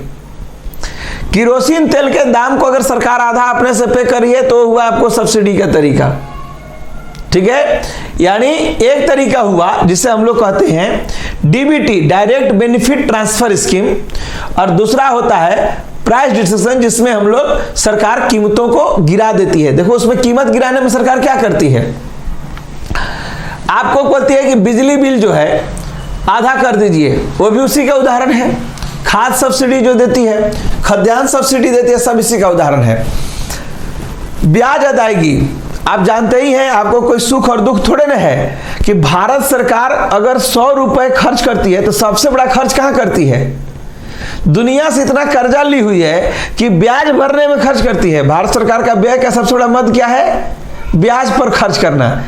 मतलब आईएमएफ, विश्व बैंक और दुनिया के बाकी इंस्टीट्यूशन से भारत पर इतना कर्ज है कि अगर भारत का बजट 100 करोड़ है, तो उसमें से मान के चलो कि 20 करोड़ तो हम केवल इंटरेस्ट भरते हैं, बाकी के 80 करोड़ में देश चलता है। तो भारत सरकार का बड़ा मद है। सरकारी अनुदान जो छूट दी जाती है, सब इसी में आएंगे।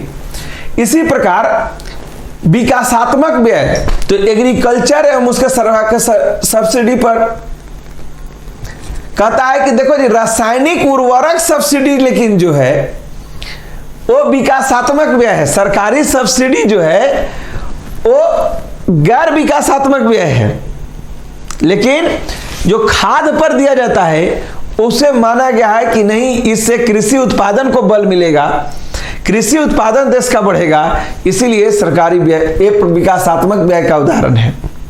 ठीक है, देख लीजिए यहां थोड़ा सा करेक्शन कीजिएगा कि सार्वजनिक उर्वरक जो सब्सिडी है ये विकासात्मक व्यय है।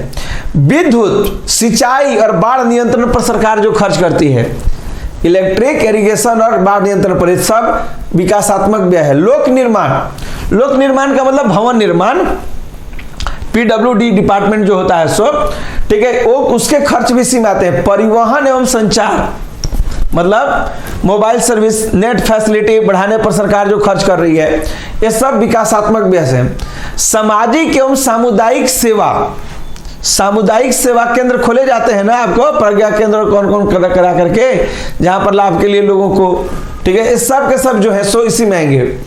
केंद्र एवं राज्यों को जो सरकार अनुदान देती है, उसे भी ये एक बड़ा इंपॉर्टेंट फैक्ट है, याद रखिएगा, ये विचलित कर सकता है। केंद्रीय करों में जो राज्यों को हिस्सा दिया जाता है अनुदान के तौर पर, ठीक है, उसे हम लोग बोलते हैं कि ये विकासात्मक व्यय का भाग है। उद्योग एवं खनिज पर जो सरकार खर्च करेगी वो भी विकासात्मक व्यय है, क्योंकि इससे रोजगार क्रिएट होता है, उत्पादन बढ़ता है। देखो, सरकारी सेवा कर्मी के अंतर्गत प्रतिरक्षा सेवा, प्रशासकीय सेवा, आर्थिक सेवा, सामाजिक एवं सामुदायिक सेवा आता है। तो बचा क्या? सभी सेवा तो आ ही गया। सामाजिक एवं सामुदायिक सेवा के अंतर्गत क्या क्या चीजें आती हैं? अभी हम लोग ऊपर में चर्चा कर रहे थे ना कि सामाजिक एवं सामुदायिक सेवा। तो सामाजिक सेवा के अंदर एजुकेशन, कला एवं संस्कृति, वैज्ञानिक रिसर्च, चिकित्सा, जल आपूर्ति, परिवार कल्याण, आवास, नगर विकास, श्रम एवं रोजगार, सूचना एवं प्रचार, ये सारे के सारे जो व्यय हैं सामाजिक एवं सामुदायिक सेवा के अंग माने जाते हैं। पूंजीगत व्यय, इसको याद रखिएगा, वैसा व्यय जिसमें सरकार खर्च आज करे, लाभ वर्षों तक उठाए, जैसे हॉस्पिटल, स्कूल का निर्माण एवं डॉक्टर, नर्स आदि की बहाली करना। ठीक है, अब बताओ जी, तुम लोग के टॉपिक को रेगुलर बढ़ा दें कि यहां पर रोक दें, क्योंकि टॉपिक अभी खत्म नहीं होगा। ठीक है, तो क्लास रोक देते हैं। ठीक है, अगले दिन आएंगे तो जाएंगे। देखो, बजट को बहुत आसानी से हम लेकर के चल रहे हैं, बिना हड़बड़ी के। यहां से तथ्यात्मक चीजें ज्यादा पूछी जाती हैं। ठीक है, ध्यान रखना है हम लोगों को। तो बजट में सार्वजनिक आय और सार्वजनिक व्यय के हिस्से को देखने के बाद आइए बजट का राजकोषीय नीति की बात करते हैं। देखो, राजकोषीय नीति का मतलब क्या होता है? राजकोषीय नीति का मतलब होता है कि राज्य का कोष मतलब सरकार के पास जो फंड होता है, उस राजकोष का उचित प्रबंधन होना चाहिए। ये वर्ड बहुत छोटा है, लेकिन इसका दायरा बहुत व्यापक होता है। मतलब हम अपनी छोटे से घर को चलाने के बारे में कई कहावतें सुनते हैं। पांव उतनी पसारनी चाहिए, चादर जितनी लंबी हो। हम कहावत सुनते हैं कि आमदनी अठन्नी, खर्चा रुपया। ऐसे चीजें हम लोग रोज अपने छोटे छोटे से लाइफ में कहावतों के तौर पर सुनते हैं। सरकार के पास धन कहां से आएगा, सरकार धन कहां खर्च करे, हर आदमी से अगर पूछेगा तो हर आदमी को अलग अलग ओपिनियन होता है। कोई कहेगा कि सरकार को पूरा धन कोविड कंट्रोल पर लगा देना चाहिए। सरकार से किसी किसान के पास जाओगे तो बोलता है कि 60 साल से हम लोग ठगे जा रहे हैं, पूरा पैसा सरकार को एग्रीकल्चर में लगा देना चाहिए। इंडस्ट्रियल सेक्टर से जब तुम बात करने के लिए जाते हो तो वहां पर लोग तुमसे क्या ओपिनियन देते हैं, विचार देते हैं कि इंडस्ट्री ही मुख्य उत्पादक एवं रोजगार देने वाला समूह है, सरकार इसी पर काम करेगी तो एग्रीकल्चर सेक्टर का भार कम हो जाएगा। सरकार अपने आप को कल्याणकारी कहलाना चाहती है तो सरकार का पूरा फोकस सामाजिक सुरक्षा योजना पर होता है। हमारे देश पर दुश्मन लोग रोज बढ़ते हैं। कभी पाकिस्तान से लड़ते थे, बाद में पाकिस्तान और चीन ने मित्रता कर लिया। अब तो आए दिन हम लोग रोज खबर देखते हैं कि चीन के विदेश मंत्री तालिबान से भी मिले हुए हैं, यानी अफगानिस्तान में भी भारत का निवेश डूब रहा है। तो किसी राष्ट्रभक्त व्यक्ति से पूछोगे तो वो बोलता है कि सरकार को अपना पूरा का पूरा बजट का हिस्सा डिफेंस सेक्टर में डाल देना चाहिए, सुरक्षा से कोई समझौता नहीं करना चाहिए। तो प्रत्येक व्यक्ति या प्रत्येक क्षेत्र की अपनी मांग है। अभी हम लोग थोड़ा देर पहले क्लास कर रहे थे तो हमने कहा कि भाई सरकार को कम से कम कुछ नहीं तो जजों के लिए तो बिल्डिंग दे दे जहां अदालतें बैठे और जजों की नियुक्ति कर दे, सैलरी बढ़ा दे ताकि देश में केस कम हो जाए। तो जिस क्षेत्र में हम लोग नजर डालते हैं उस क्षेत्र में ऐसा लगता है कि यहां भारी भरकम धन राशि और सुधार की आवश्यकता है, लेकिन काम संतुलित होना चाहिए। सभी क्षेत्र का ख्याल रखिए, एक क्षेत्र पर ज्यादा मायावी दुनिया दिखाने की जरूरत नहीं है। इसी काम को आप समझिए कि सभी क्षेत्र को धन मिले, पर्याप्त धन मिले, सभी क्षेत्र का विकास हो, समग्र विकास हो। इसी काम के लिए जो सिस्टम और मैकेनिज्म काम करता है, इसी को एक टर्म पर आप कह सकते हैं फिजिकल पॉलिसी। ठीक है, हम लोग घर में घर चलाते हैं तो बोलते हैं ना कि सप्ताह में एक दिन मिठाई खाइए। अरे डेली क्यों नहीं खा सकते? जो लोग पीते हैं उनकी भी घर वाली कहती है कम से कम एक दिन पीजिए, रोज पी के काटा रहते हैं।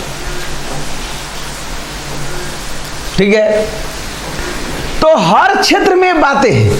मेरे कहने का मतलब बजट कोई आसमानी प्रक्रिया नहीं है जो बाहर से एडॉप्ट करके लाई गई छोड़ी गई। हर आदमी अपने छोटे से इंस्टीट्यूशन का बजट बनाता है, घर का बजट बनता है। और इसमें राजकोषीय नीति का मतलब यही है कि सरकारी धन का बड़ा सोच समझ के लेन देन करना चाहिए। यही फिजिकल पॉलिसी का मेन मीनू होता है। राजकोषीय नीति सरकार के आय और व्यय के जो अध्ययन होते हैं जी, उसे राजस्व कहते हैं। विस्तृत अर्थ में राजस्व का सरकारी आय व्यय तक सीमित नहीं है, बल्कि इसमें सरकार जो सार्वजनिक ऋण लेती है, वित्तीय प्रशासन फाइनेंशियल जो एडमिनिस्ट्रेशन चलाती है, और राजकोषीय नीति भी शामिल किया जाता है। सार्वजनिक आय व्यय ऋण संबंधी क्रिया हिनार्थ प्रबंधन से संबंधित नीतियों को राजकोषीय नीति के नाम से जाना जाता है। मतलब सार्वजनिक आय पैसा कहां से आएगा, सार्वजनिक व्यय पैसा कहां पर जाएगा, पैसा में ऋण कितना लेना है, कर्ज लेना है तो उसका भुगतान कैसे करना है, उसके ब्याज कितना भुगतान करना है।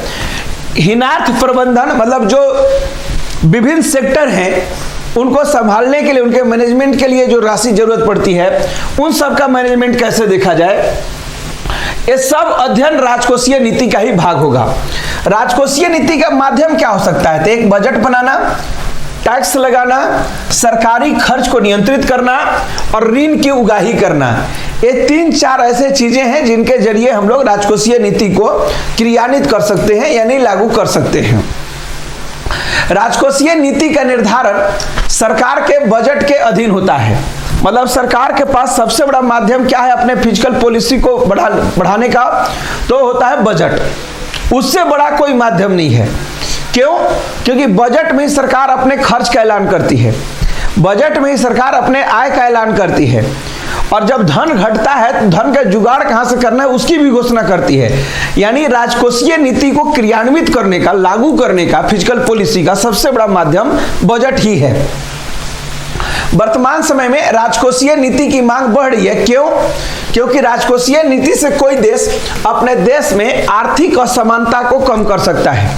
मतलब वर्तमान समय में देश के बारे में ऐसा कहा जाता है जी कि अमीर अमीर होते चले जा रहे हैं और गरीब गरीब होते चले जा रहे हैं। जब से उदारीकरण आया है तब से गरीब अमीरी और गरीबी की खाई चौड़ी हुई है। तो फिजिकल पॉलिसी का एक लक्ष्य यह भी है कि गरीबों को कैसे अपलिफ्ट कराया जाए, ऊपर लाया जाए, वो उसके दायरे में आता है। समावेशी विकास, इंक्लूसिव ग्रोथ, मतलब विकास ऐसा होना चाहिए कि वह चंद लोगों के हाथों तक न पहुंचे, बल्कि वह गरीब से गरीब, हाशिए से खड़ा समुदाय, समाज में पिछड़ा समुदाय को भी विकास का लाभ मिले, वो विकास से वंचित न हो, इस पर भी काम होना चाहिए। अवसंरचना, राजकोषीय नीति का एक बड़ा काम यह भी होता है जी, जिसके बारे में अक्सर चर्चा की जाती है कि फिजिकल पॉलिसी के अंतर्गत हम लोगों का काम है इंफ्रास्ट्रक्चर को बहाल करना। देखो इंफ्रास्ट्रक्चर वर्ड बहुत छोटा है लेकिन दायरा बहुत बड़ा है। मतलब हर गांव में सड़क परिवहन की कनेक्टिविटी होनी चाहिए, रोडवेज होना चाहिए। देखा जाए तो हर प्रखंड मुख्यालय को रेलवे सेवा से जुड़ा होना चाहिए। कम से कम एक राज्य में 2 या 3 इंटरनेशनल हवाई अड्डा होना चाहिए। अगर आप कोस्टल रीजन में है तो बंदरगाह होना चाहिए। जरूरत के अनुसार एक्सप्रेसवे, हाईवे होना चाहिए। नेट फैसिलिटी पहुंचनी चाहिए। पानी की उपलब्धता लोगों तक होनी चाहिए। ठीक है, मतलब पर्याप्त वाटर सप्लाई का मैकेनिज्म होना चाहिए। बिजली कम से कम आपको दिन में 16 घंटा मिलना चाहिए। मतलब 24 घंटे हैं तो 10 सेक्शन में आपको 8-8 घंटे के 2 शिफ्ट जरूर मिलने चाहिए। तो सब चीजें उसमें हैं। मतलब आपके जीवन में जो खुशी ला सके, आपके जीवन में जो आराम ला सके, आपके काम काज को जो इजी बना सके, वो सब इंफ्रास्ट्रक्चर है। बहुत बड़ा दायरा है। देखो, बजट से रिलेटेड कुछ टर्म होते हैं और जनरली यहां से क्वेश्चन पूछा जाता है, तो आप इसे समझ सकते हैं कि बजट में क्या होता है। सबसे पहला टर्म है बजटीय घाटा। कुल व्यय कुल प्राप्ति। ठीक है, अगर 100 रुपए खर्च किए और 80 रुपए जमा किए तो 20 रुपए आपका बजट का घाटा हो गया। बहुत सिंपल वर्ड है। दूसरा होता है राजस्व घाटा। ये भी सरकार पूरा रेवेन्यू जो है वो कलेक्ट की, तो मान लो उसे 100 रुपए मिले, ठीक है, और सरकार के द्वारा योजनागत एवं राजस्व व्यय को बताया है ना। राजस्व व्यय में क्या क्या आता है? योजनागत व्यय और गैर योजनागत। इसी को हम बोलते हैं विकासात्मक व्यय या गैर विकासात्मक व्यय। तो राजस्व व्यय पर ही ये दोनों खर्च व्यय होते हैं। तो यहां भी हम राजस्व का उगाही कहां से करते हैं? टैक्स से, कंपनी के कमाई से, टेलीविजन के कर से, यही सब चीज से ना पैसा जमा करते हैं। तो राजस्व का जितना कलेक्शन हुआ उसके तुलना में अगर ज्यादा खर्च हुआ तो राजस्व का घाटा हुआ। जैसे अभी अगर मान लिया जाए जो आपका इकोनॉमिक सर्वे रिपोर्ट आया है इस वर्ष, उस सर्वे रिपोर्ट के अनुसार राजस्व घाटा भारत का 6.09% है। लिख सकते हैं वहां पर अकॉर्डिंग टू, देखो जैसे बजट में अगले वर्ष की घोषणाएं होती हैं, लेकिन इकोनॉमिक सर्वे के अनुसार 2020-21 में जो है सो हम लोग का राजस्व घाटा 6.09% बना हुआ है, जो बड़ा घाटा है। क्योंकि राजस्व घाटा को लोग बोलते हैं कि 2% के आसपास रहना चाहिए। राजकोषीय घाटा क्या है? तो राजकोषीय घाटा के लिए पहले आप बजटीय घाटा निकालिए, ठीक है, और बजटीय घाटा आपको यहां से मिल रहा है कुल व्यय माइनस कुल प्राप्ति से। तो बजटीय घाटा प्लस उधार एवं अन्य देयताएं, मतलब राजकोषीय घाटा में बजट से प्राप्त होने वाले घाटे के अलावा जो भारत सरकार के उधार एवं दूसरी जो देयताएं हैं उनको भी जोड़ देते हैं। अब देखो इसी वर्ड को कोई कैसे लिख सकता है? कई बार एग्जाम में क्या करता है ना, शब्द से थोड़ा सा खेल देता है। बजटीय घाटा वर्ड के जगह पर ब्रैकेट में लिख देगा कुल व्यय माइनस कुल प्राप्ति, ठीक है। अब वहां से करेगा कि प्लस उधार एवं अन्य देयताएं, तो हम लोग उसे उस रूप में भी लिख सकते हैं, मतलब बढ़ा करके लिखा जा सकता है। तो इसको थोड़ा सा प्रैक्टिस कर लीजिएगा।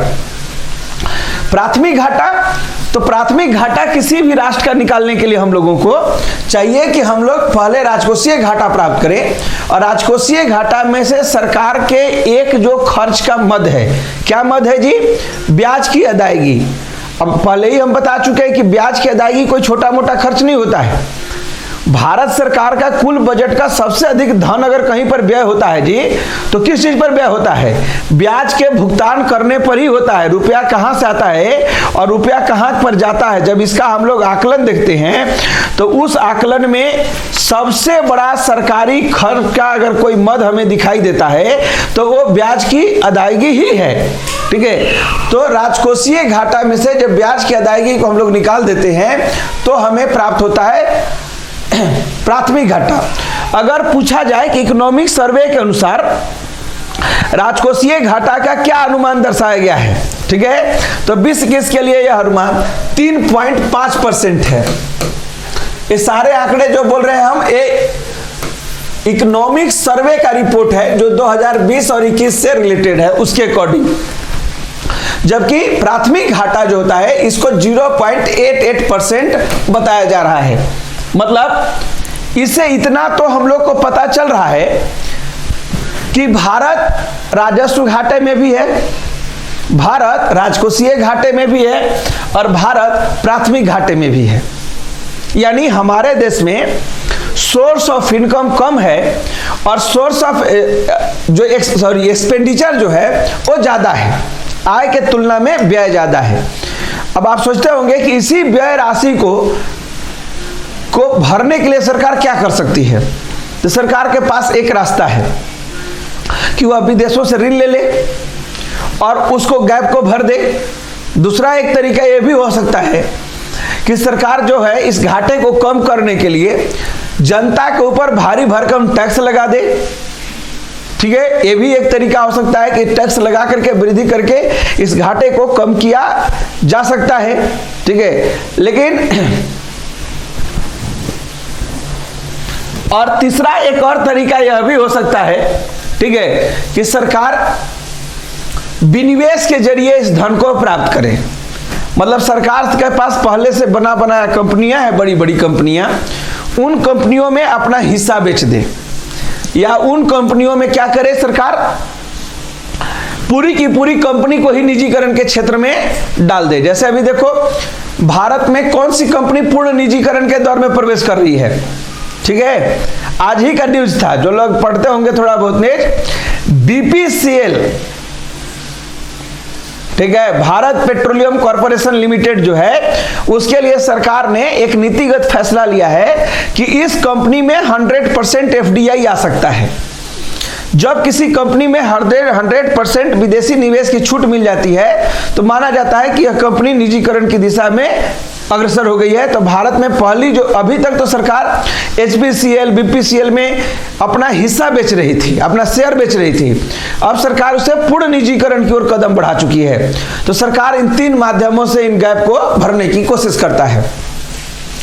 अब देखो इनके शब्दों के जाल में जाने की जरूरत नहीं है, इन तीनों टर्मों के बाद आइए कहां से हमको लेकर के चलना है। ठीक है, देखो कहा जाता है कि बजटीय दस्तावेज क्या होता है, यहां से कोई प्रश्न नहीं है। बजटीय दस्तावेज वही होता है जो हम लोग अपना बात किए।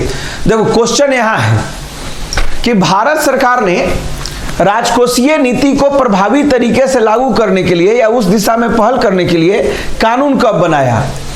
तो 5 जुलाई 2004 को राजकोषीय उत्तरदायित्व एवं बजट प्रबंधन अधिनियम लागू किया। इस विधेयक को वर्ष 2000 से ही संसद में प्रस्तुत किया गया था। मूल विधेयक में 2005-06 तक राजस्व घाटे को जीरो करने का अनुमान बताया गया था और राजकोषीय घाटों के बारे में लक्ष्य रखा गया था जी कि 2.1% होना चाहिए। ठीक है, बाद में ये आंकड़े बराबर संशोधित होते रहे। मतलब जब शुरू भारत सरकार ने राजकोषीय उत्तरदायित्व, ठीक है, एवं बजट प्रबंधन अधिनियम लाया था तो बड़ा आसान टारगेट रखा था जी कि हम लोग 2004 में से लागू कर रहे हैं और 2005-06 तक जो है राजस्व घाटा को जीरो कर देंगे। और अभी आप क्या पढ़े कि राजस्व घाटा 6.09% इकोनॉमिक सर्वे की रिपोर्ट 2021 के अनुसार बना हुआ है। ठीक है, राजकोषीय घाटा का लक्ष्य था कि ये 2.1% पर लाया जाए, परंतु यह भी जो है 3.5% तक बना हुआ है। इससे क्या संकेत मिलते हैं कि राजकोषीय प्रबंधन नीति फेल हो गया? नहीं। कुछ देशों की तुलना में, खास करके जो भारत के समकक्ष देश हैं, जैसे भारत के समकक्ष देश की तुलना करिएगा तो कौन कौन आएंगे? ब्राजील, दक्षिण अफ्रीका, अर्जेंटीना, ठीक है, इटली।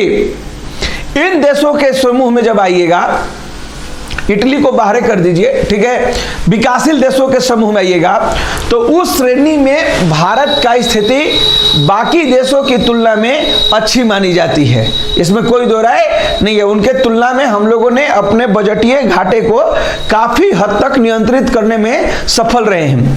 ये अलग बात है कि इकोनॉमी में उतार चढ़ाव, वैश्विक मंदी का असर वगैरह देखने को मिलता है। जब शांति काल में 2015, 16, 17 के आसपास, जैसे देखो 2007 से लेकर 2010 तक भी दुनिया आर्थिक मंदी के दौर से गुजर रही थी, तो उस समय आंकड़े फ्लैक्चुएट हो सकते थे, क्योंकि देश को अर्थव्यवस्था को संभालना था। फिर वो धीरे धीरे पटरी पर आ गया इकोनॉमी। अभी हम कोविड काल के चलते पिछले 2-3 साल से देख रहे हैं कि तमाम आंकड़ों पर बात करना भी बेईमानी है। क्यों? अब मान लो किसी भी स्टेट का बेरोजगारी रेट हम लोग पढ़ते थे कि ये 6.1 है, 6.2 है, और सीधे कोविड काल में 45% हो गया, तो उस आधार पर तो देश का अनुमान लगाना ही पूरा का पूरा असफल हो जाएगा। तो अभी इतना तो तय है कि कोविड के कारण जो इकोनॉमी डाउनफॉल हुई है उसे रिकवर करने में 2-3 वर्षों का समय लगेगा। वो अचानक रिकवर होने की चीजें नहीं है, हम अपने लक्ष्य से भटकेंगे। तो बार बार हर 10 साल पर कोई न कोई एक ऐसी आपदा आती है जो पहले से स्थिर की गई पॉलिसियों को अस्थिर, अनस्टेबल कर देती है। फिर उस दिशा में प्रयास होते हैं, फिर कोई एक आपदा आती है जो उसे बिगाड़ती है। तो फिलहाल इस आपदा की स्थिति में इस स्तर पर रहना भारत की अर्थव्यवस्था के लिए संतोषजनक स्थिति को ही दर्शाता है। बहुत अच्छा तो नहीं कहा जाए, लेकिन हाँ फिर भी संतोषजनक स्थिति कही जा सकती है। ठीक है, हम हमेशा बोलते हैं कि ऐसे चीजों को प्रेजेंट करने के समय शब्द का गंभीरता को बनाए रखिए।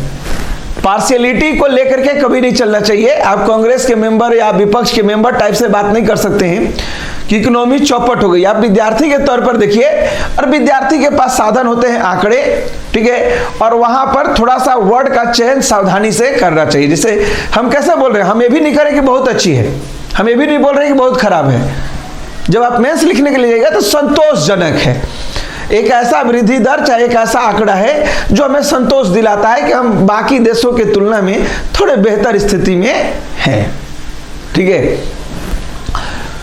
फिर देखो एक अगला टर्म आता है यहां से भी, सार्वजनिक ऋण या लोक ऋण। मतलब सार्वजनिक ऋण या लोक ऋण में क्या क्या आता है, ये आपसे कभी पूछा जा सकता है। ठीक है, तो यहां कुछ पॉइंट को ध्यान दीजिएगा। सार्वजनिक ऋण से आशय सरकार द्वारा आम जनता से लिए जाने वाले ऋण है। अब सोचिएगा, क्या भारत की सरकार भारत की आम जनता से भी ऋण लेती है? तो यह ऋण लेती है। भारत में केंद्र सरकार या राज्य सरकार दोनों को ही सार्वजनिक ऋण लेने का अधिकार है। हालांकि राज्यों के इस अधिकार पर कुछ सीमाएं हैं। केंद्र सरकार को जो सार्वजनिक ऋण मिलता है उसके 3 स्रोत हैं, एक घरेलू ऋण, एक विदेशी ऋण, और तीसरा अन्य देयताएं। अन्य देयता में क्या आएगा? अन्य देयताओं में आंतरिक एवं बाह्य ऋणों के अलावे सरकार को ब्याज युक्त देयताएं आती हैं, जैसे डाकघर बचत बैंक जमा खाता, प्रोविडेंट फंड जमा, अल्प बचत योजना जमा, डाकघर प्रमाण पत्र माध्यमों से ऋण आदि। ये देयताएं ऐसी हैं जो सरकार को एक ऋणी के रूप में नहीं प्राप्त होती है, बल्कि सरकार खाते में एक बैंक की भूमिका के रूप में प्राप्त होती है। ठीक है, बहुत स्पष्ट शब्द में लिखा गया है कि डाकघर में पब्लिक जो पैसा जमा करती है, वह पैसा अगर मान लो सरकार क्या करती है, अपने पास रख सकती है, मंगा सकती है। क्यों? सरकार को पता होता है कि बाद में इस राशि का भुगतान हमें करना है। ऐसा नहीं है कि उन्हें पता है, लेकिन फिर भी सरकार को उसे एक लोक ऋण का एक माध्यम के तरीके से प्राप्त करने की सुविधा प्राप्त हो जाती है। इसको भी कहीं नहीं है। हाँ, सार्वजनिक ऋण को छोड़ भी दे तो असली प्रश्न यहां से आता है। एग्जाम का ये बड़ा पार्टिकुलर प्लेस है, देखिएगा। ठीक है, मतलब अभी तक हम जितना बात पढ़ाए उसमें अगर आप ज्यादा बात न भी जाने तो केवल कुछ आंकड़ा लेके चले जाइए कि राजकोषीय घाटे के क्या अभिप्राय है। उसके बाद अगर दूसरा चीजें अगर आपको जानने की जरूरत है तो भारत सरकार ने राजकोषीय प्रबंधन अधिनियम कब पारित किया या कब से लागू है, वो डेट भी बड़ा महत्वपूर्ण है। और राजकोषीय नीति का उद्देश्य क्या है, तो आर्थिक असमानता को कम करना, समावेशी विकास को गति देना, इंफ्रास्ट्रक्चर का डेवलपमेंट करना, यही सब उसका लक्ष्य है। उसके बाद अगर सबसे इंपॉर्टेंट टर्म जहां से क्वेश्चन का चॉइस है, देखो हम लोग इसमें बहुत सारा टॉपिक पढ़ेंगे। ठीक है, लगता है कि बाकी चीजें छुट्टी हुई हैं, लेकिन बाकी चीजें कवर भी होती हैं। अगर एक इकोनॉमिक्स हम लोग पढ़ेंगे तो मान लो अगर इसमें पढ़ रहे हैं तो पॉलिटी में भी हम सांकेतिक कटौती पढ़ते हैं, बजट निर्माण की प्रक्रिया वहां पर भी पढ़ते हैं। ठीक है, यहां पर भी पढ़ रहे हैं। पॉलिटी में भी नीति आयोग पढ़ेंगे, योजना आयोग पढ़ेंगे, एनडीसी को पढ़ेंगे, और यहां पर भी पढ़ेंगे कि घरेलू आर्थिक संस्थाएं कौन है। हमें संयुक्त राष्ट्र संघ भी पढ़ना है और यहां पर भी वैश्विक आर्थिक संस्थाएं पढ़नी है, WTO और सबके बारे में। तो सभी टॉपिक एक दूसरे का पूरक होता है, ठीक है। ऐसा नहीं है कि एक टॉपिक का महत्व एक ही जगह तक सीमित रहता है, तो उसे थोड़ा सा देखते चलना चाहिए। देखो, कटौती प्रस्ताव। कटौती प्रस्ताव का मतलब समझो। संसद में सत्ताधारी दल ने क्या किया? बजट प्रस्तुत किया। बजट को अनुमोदन कराने के लिए 109 मांग पत्र रखा गया, अलग विभाग बाई विभाग। अब विपक्ष के सदस्य के पास अधिकार है कि वह सरकार के बजट को या तो अस्वीकृत कर दें या अपना सांकेतिक प्रतिरोध करें कि आपके कार्यशैली से हम खुश नहीं हैं, और इसका संकेत देते हुए बजट को मंजूर कर दें, ठीक है। तो अगर वे चाहते हैं कि बजट के पहलू से वे संतुष्ट नहीं हैं, तो वे संसद के भीतर कट मोशन लाते हैं, ठीक है। इसे हम लोग कटौती प्रस्ताव कहते हैं। और जो यह कट मोशन आता है, उसमें एक कट है पॉलिसी कट, एक कट है इकोनॉमी कट, और एक कट है टोकन कट, जिसको हिंदी में हम लोग कहते हैं नीति अनुमोदन कटौती, मित व्ययता कटौती या सांकेतिक कटौती। देखो, यहां ये तो कम पूछता है कि नीति अनुमोदन कटौती का मतलब क्या है, लेकिन ये जरूर पूछेगा कि नीति अनुमोदन कटौती प्रस्ताव के संसद में कितने रुपए की कटौती की जाती है बजटीय मांग में। तो राशि बड़ा इंपॉर्टेंट होता है, ठीक है, उसको ध्यान से समझ लीजिएगा। कहते हैं कटौती प्रस्ताव का मतलब क्या है? मांग के प्रस्ताव पर। मांग का मतलब जो हम आपसे बोले कि संसद में बजट प्रस्तुत होता है, तो बजट क्या है? संसद से मांग की जाती है कि हमको इस विभाग में, इस मद में इतना खर्च करने की अनुमति दें। यही ना बजट है। बजट को संसद अनुमोदित करती है, अनुमोदन करती है, मतलब आपने जो राशि तय की है वो खर्च कीजिए। तो मांग के प्रस्ताव पर विचार करते समय मंत्रालयों के निष्पादन बजट एवं वार्षिक रिपोर्ट संसद के सदस्यों के पटल पर उपलब्ध कराई जाती है। सदस्य चाहे तो किसी मंत्रालय की नीति को अस्वीकार कर सकते हैं या उस मंत्रालय के प्रशासन के संबंध में मित व्ययता लाने का सुझाव दे सकते हैं। जनरली मतलब जो विभाग को जो बजट का आवंटन हुआ, उस बजट में आप अगर चाहते हैं कि इसमें बदलाव हो, तो विपक्ष के पास बदलाव करने की ज्यादा चीजें नहीं है। हाँ, केवल वे अपना सांकेतिक प्रतिरोध जताने के लिए कटौती प्रस्ताव की मांग कर सकते हैं। एक कटौती प्रस्ताव में पहला कटौती प्रस्ताव क्या है जी? नीति अनुमोदन कटौती, डिसअप्रूवल ऑफ पॉलिसी कट। यदि प्रस्तावक यह कहता है कि अनुदान मांग 1 रुपए कम कर दी जाए, ठीक है, the amount of the demand be reduce to ₹1। तो इसका आशय यह होगा कि प्रस्ताव का उद्देश्य यह जताना होता है कि प्रस्ताव लाने वाला मांग में संबंध नीति का अनुमोदन नहीं करता। मतलब जैसे इस विभाग की मांग रखी गई, अब जब मांग रखी गई तो अगर मेंबर ने लाया कि नहीं हम इसके ऊपर नीतिगत कटौती चाहते हैं, तो इसका मतलब यह हुआ कि हम सरकार के नीति का समर्थन नहीं करते हैं, ठीक है। अब नहीं करते हैं तो इसके लिए क्या किया जाएगा? सरकार ने अगर किसी के लिए मांग दिया होगा कि 100 रुपए है तो 1 रुपए कट कर दीजिए, 1 अरब रुपए हो तो 1 रुपए कट कर दीजिए, ठीक है। तो प्रस्तावक के मांग पर संसद में निर्धारित मांग की राशि पर 1 रुपए की जाने वाली कटौती क्या कहलाती है? तो उसे हम लोग कहते हैं नीति अनुमोदन कटौती या नीतिगत कटौती। याद रहेगा।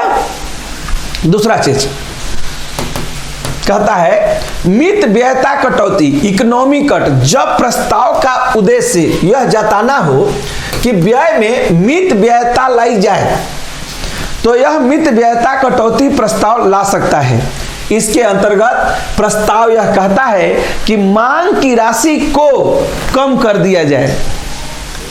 अब मांग की राशि के लिए नियम नहीं है, वो कोई एक सर्टेन राशि जो तय होगी पार्लियामेंट में उतना उसे रिड्यूस कर दिया जाएगा। ठीक है, यानी मित व्ययता कटौती का मतलब क्या होता है? मित व्ययता का मतलब होता है कंजूसी। और अगर इसको कंजूसी ज्यादा बुरा लग रहा है तो बोलिए कि जितना जरूरी उतना खर्चा। अगर आप ज्यादा खर्चा करिए, जैसे मान लीजिए रक्षाबंधन में राखी खरीदना ही था अगर रंजीता को, तो सैलरी उसका 5,000 है, तो 25,000 के लिए अपने भाई के लिए चांदी का राखी काहे खरीदने की जाएगी पागल टाइप से? राखी तो एक सूत से भी बांधा हुआ धागा उतना ही महत्वपूर्ण होगा। ठीक है, तो उसी के बारे में कहा जाता है कि मित व्ययता मतलब हर व्यक्ति को अपने खर्च में थोड़ी कंजूसी करनी चाहिए। सरकार ने जितना दिल खोल करके पैसा दिया है, हम उस मांग से सहमत नहीं है, इसमें कटौती करिए। तो पार्लियामेंट एक निर्दिष्ट आदेश आता है, उतना रुपए की राशि उसमें कम कर दी जाती है। यह याद रखना, नीतिगत कटौती में अमाउंट फिक्स है, टोकन कट में भी अमाउंट फिक्स है। अगर किसी में पार्लियामेंट में अमाउंट नहीं फिक्स है तो मित व्ययता कटौती है। ठीक है, मतलब कंजूसी करना है लेकिन कितना, तो पार्लियामेंट में बताया नहीं गया, उसी समय तय करके कट कर दीजिएगा। ठीक है, तो कहते हैं कि मांग की राशि ... एक निर्दिष्ट रकम कम कर दी जाए। सांकेतिक कटौती, इसे टोकन कट कहते हैं। इसके द्वारा प्रस्तावक का उद्देश्य है कि भारत सरकार के उत्तरदायित्व क्षेत्र के भीतर विशिष्ट शिकायत दर्ज कराना। मतलब आपकी जो कार्य प्रणाली है, आपका जो योजना है, चाहे आपने जो स्कीम लाई है, उसके लिए जो आप अनुदान मांग रहे हैं, उसमें हमें गंभीर आपत्ति है, तो व्यक्ति क्या लाता है जी? टोकन कट लाता है। टोकन कट के तहत 100 रुपए की राशि की कटौती की जाती है। तो बजट मांग को संसद में अनुमति लेने के क्रम में विपक्ष के सदस्य के द्वारा कटौती प्रस्ताव लाया जाता है। कटौती प्रस्ताव के 3 रूप हैं: नीतिगत कटौती, मित व्ययता कटौती और सांकेतिक कटौती।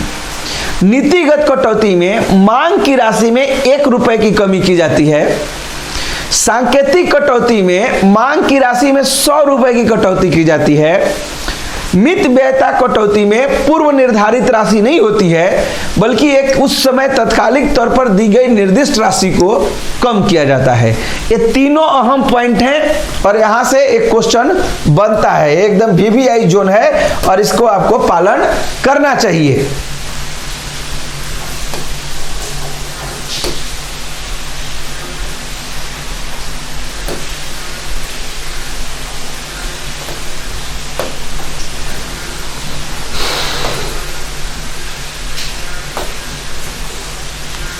ठीक है, अब देखो आगे, इसलिए बोल रहे हैं कि बीच बीच में जहां जहां जगह है वहां वहां पकड़ो, जो सबसे इंपॉर्टेंट टर्म है।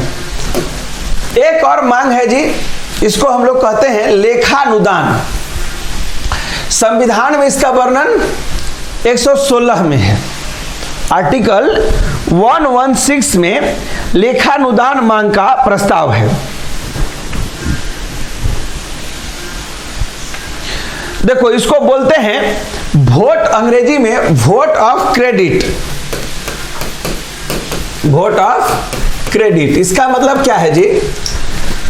अगर सरकार को निर्धारित बजट के अलावे कोई अति विशिष्ट परिस्थिति से गुजरना पड़े और इसमें बहुत अधिक धन की आवश्यकता हो, जैसे युद्ध के हालात हो, तो संसद सकल राशि की स्वीकृति दे सकती है। तो पार्लियामेंट जो है एक सर्टेन राशि सरकार को खर्च करने के लिए दे सकती है और इसे हम अनुदान कहते हैं। अब देखो, लेखानुदान मांग का एक दूसरा स्वरूप भी है। जनरली लेखानुदान मांग चुनावी वर्ष के लिए होता है। चुनावी वर्ष का मतलब ये होता है कि इसको आप ऐसे समझ सकते हैं,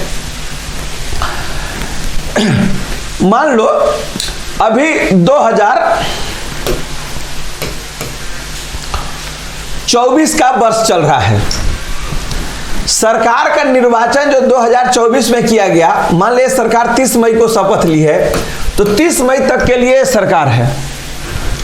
अगर जनवरी 2024 में बजट पेश किया जाएगा तो ये तो 1 अप्रैल से लेकर 31 मार्च 2022 तक का बजट होगा।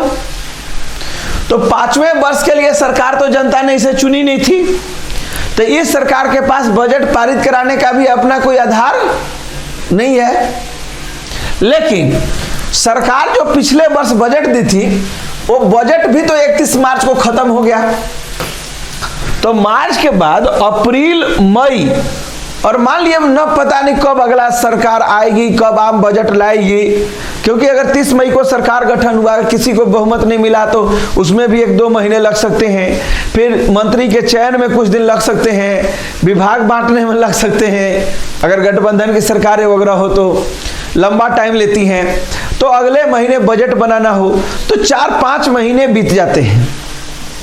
ऐसी परिस्थिति में ये 5 महीने के जो अनिवार्य खर्च हैं, उन खर्च का अनुमोदन कैसे होगा, उन खर्च की राशि कौन देगा? तो ऐसे में संसद जो है लेखानुदान मांग के जरिए इस अनिवार्य खर्च को मंजूरी प्रदान करता है। तो लेखानुदान मांगों का एक बड़ा आवश्यकता चुनावी वर्ष में पड़ता है, एक चीजें। दूसरी चीजें, असामयिक परिस्थिति में लेखानुदान मांग की आवश्यकता पड़ती है। ठीक है, 2 परिस्थितियों में तो सरकार इसे उपयोग कर सकता है। मतलब आप इसको एक इस नजर से देखो जी,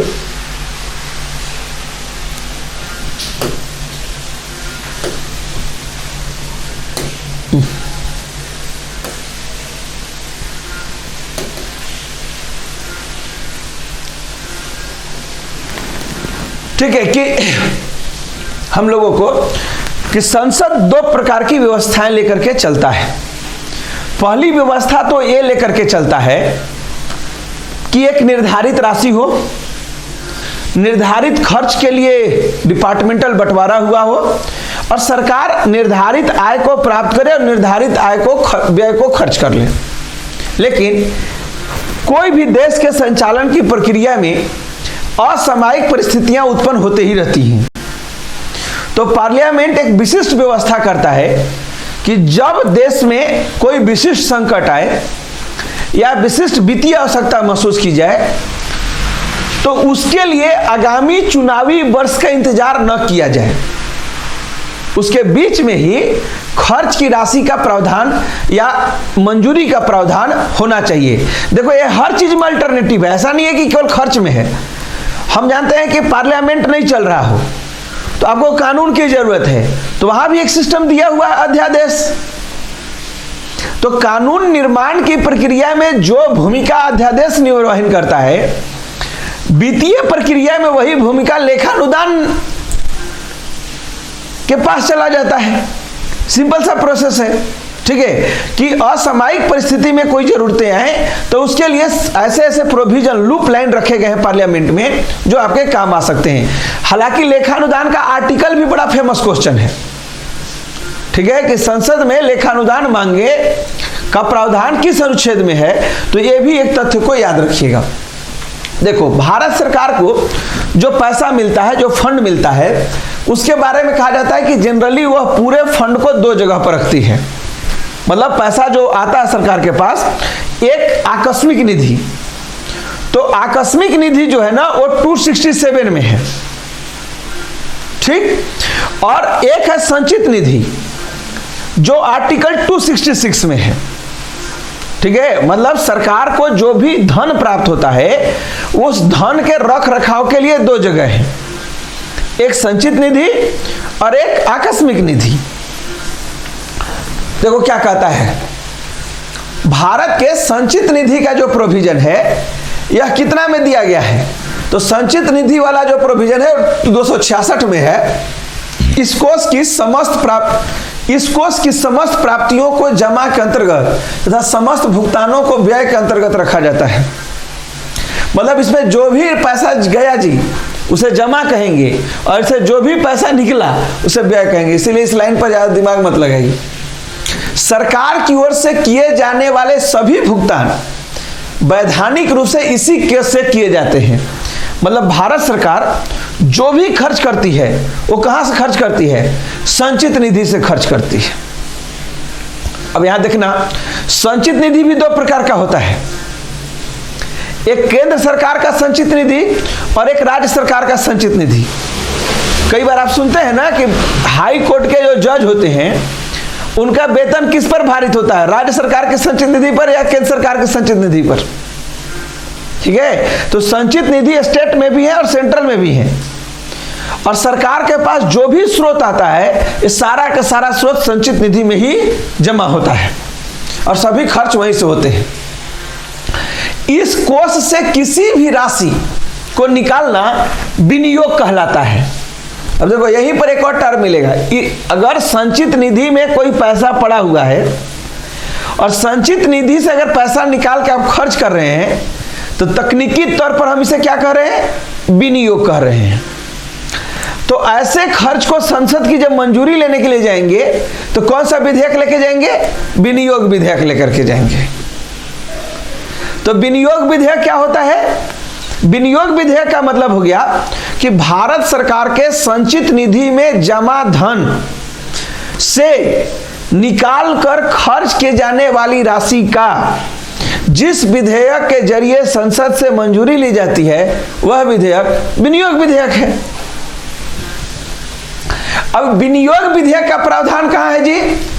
तो अनुच्छेद 114 में स्पष्ट किया गया है कि संचित निधि से कोई धन विनियोग विधेयक के द्वारा ही निकाला जा सकता है, अन्यथा नहीं। अतः लोकसभा द्वारा अनुदान की मांग पारित कराने के पश्चात एक विनियोग विधेयक लोकसभा में प्रस्तुत किया जाता है। देखो, सरकार के पास बजट रखा संसद में, जब सरकार बजट का अनुमोदन करा लेती है तो सबसे अंत में एक विनियोग विधेयक लाती है और उस विनियोग विधेयक में पास करा लेती है कि भारत सरकार के संचित निधि में जितना पैसा है वो पैसा खर्च करने का अधिकार हमको दे दीजिए। तो केंद्र सरकार को भी संचित निधि से जो खर्च करने का अधिकार मिलता है वो किस विधेयक के जरिए मिलता है? विनियोग विधेयक के जरिए मिलता है। कहते हैं कि इस विनियोग विधेयक में अनुदान मांगे तथा भारत के संचित निधि पर भारित व्यय निर्दिष्ट होते हैं। प्रत्येक विनियोग विधेयक धन विधेयक होता है और उसे धन विधेयक की प्रक्रिया के अनुसार ही पारित किया जाता है। ठीक है, मतलब देखो, इसको आप ऐसे भी समझ सकते हो कि सभी धन विधेयक विनियोग विधेयक नहीं होता है,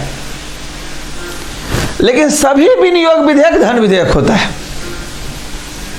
मतलब पार्लियामेंट में जो मांगे स्वीकृत की गई सो और जो संचित निधि से धन खर्च करना है सो, इसके लिए ठीक है जो है सो बताना चाह रहे थे, भूल गए। ठीक है, चलो, मेरे कहने का मतलब यह था कि संसद में जो मांग लाए जाते हैं सो और संचित निधि से जो खर्च नहीं किए जाते हैं उसके लिए सरकार विनियोग विधेयक लाएगी ताकि उसे खर्च करने की इजाजत मिल जाए, मंजूरी मिल जाए। उसका प्रोसेस यही है।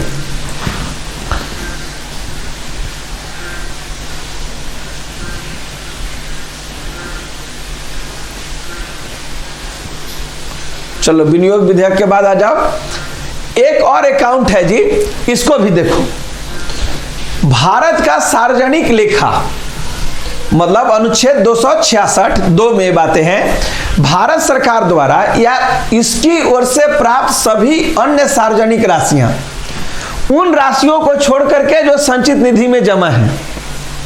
मतलब भारत सरकार के पास जो भी धन जमा होता है, हम बोल रहे हैं कि वो संचित निधि में जमा होता है, लेकिन एक अकाउंट और ऐसा भी है जो संचित निधि के बाहर है। तो जिन जिन को संचित निधि में होना है वो तो है ही, उसके अलावा जो राशि बच जाती है उसे हम पब्लिक अकाउंट कहते हैं, भारतीय सार्वजनिक लेखा कहते हैं। तो आप सोच रहे होंगे कि आखिर भारत के सार्वजनिक पब्लिक अकाउंट में कौन सी राशि जमा होती होगी? तो भविष्य निधि जमा का जो पैसा है ये सार्वजनिक लेखा में जमा होता है, ये संचित निधि में जमा नहीं होता है। न्यायिक जमा, बचत खाता जमा, विभागीय जमा एवं प्रेषित जमा, ये वे अमाउंट हैं जो संचित निधि में न जमा होकर के पब्लिक अकाउंट में जमा किए जाते हैं। इस खाते का संचालन, जो पब्लिक अकाउंट का खाता होता है, जिस संचालन कार्यपालक कार्यवाही द्वारा किया जाता है, अर्थात इस खाते से भुगतान संसदीय विनियोजन के बिना किए जा सकते हैं। भुगतानों की प्रकृति प्रायः बैंकिंग लेन देन के समान होती है। मतलब अब देखो, हमें यहां एक क्लू मिल रहा है कि भारत सरकार के पास जो टोटल धन आ रहा है, यह धन 3 अकाउंट में जा रहा है। संचित निधि, पब्लिक अकाउंट और आकस्मिक निधि में 3 अकाउंट की हम बात करेंगे। यहां पर है कि पब्लिक अकाउंट में कौन सा धन जा रहा है, तो भविष्य निधि जमा, न्यायिक जमा, बचत खाता जमा, ये सब वहां पर हो रहा है। क्या सार्वजनिक लेखा अकाउंट से राशि खर्च करने के लिए सरकार को विनियोग विधेयक लाना पड़ता है? तो आपका क्या कहता है कि इसके लिए कोई जरूरत नहीं है, बल्कि यहां से जो धन लिया जाएगा वो सिंपल बैंक के समान होते हैं। जैसे बैंक पैसा जमा लेता है, पैसा खर्च करता है, उसी प्रक्रिया से संपन्न किए जाते हैं। देखो, भारत की आकस्मिक निधि यानी अनुच्छेद 267 भारतीय संविधान द्वारा संसद को आकस्मिक निधि की स्थापना के लिए अधिकृत किया गया है, जिसमें समय समय पर कानून द्वारा निर्धारित राशियां जमा की जाएंगी। 1950 में भारतीय संसद द्वारा भारतीय आकस्मिक निधि अधिनियम पास किया गया था। इस निधि पर राष्ट्रपति का नियंत्रण होता है। संसद द्वारा अनुमति देने से पूर्व किसी आकस्मिक व्यय की पूर्ति के लिए राष्ट्रपति इसमें से अग्रिम भुगतान कर सकता है। मतलब एक कानून बना करके, कानून के जरिए हम लोग क्या किए हैं, संसद में कानून बना करके एक इमरजेंसी फंड की व्यवस्था किए हैं। प्रत्येक वर्ष इस इमरजेंसी आकस्मिक निधि में कुछ पैसे जमा करते हैं। यहां पर जो पैसे जमा होते हैं उसकी खासियत क्या है? संचित निधि से कोई रुपए हम खर्च करेंगे तो हमको विनियोग विधेयक लाना पड़ेगा।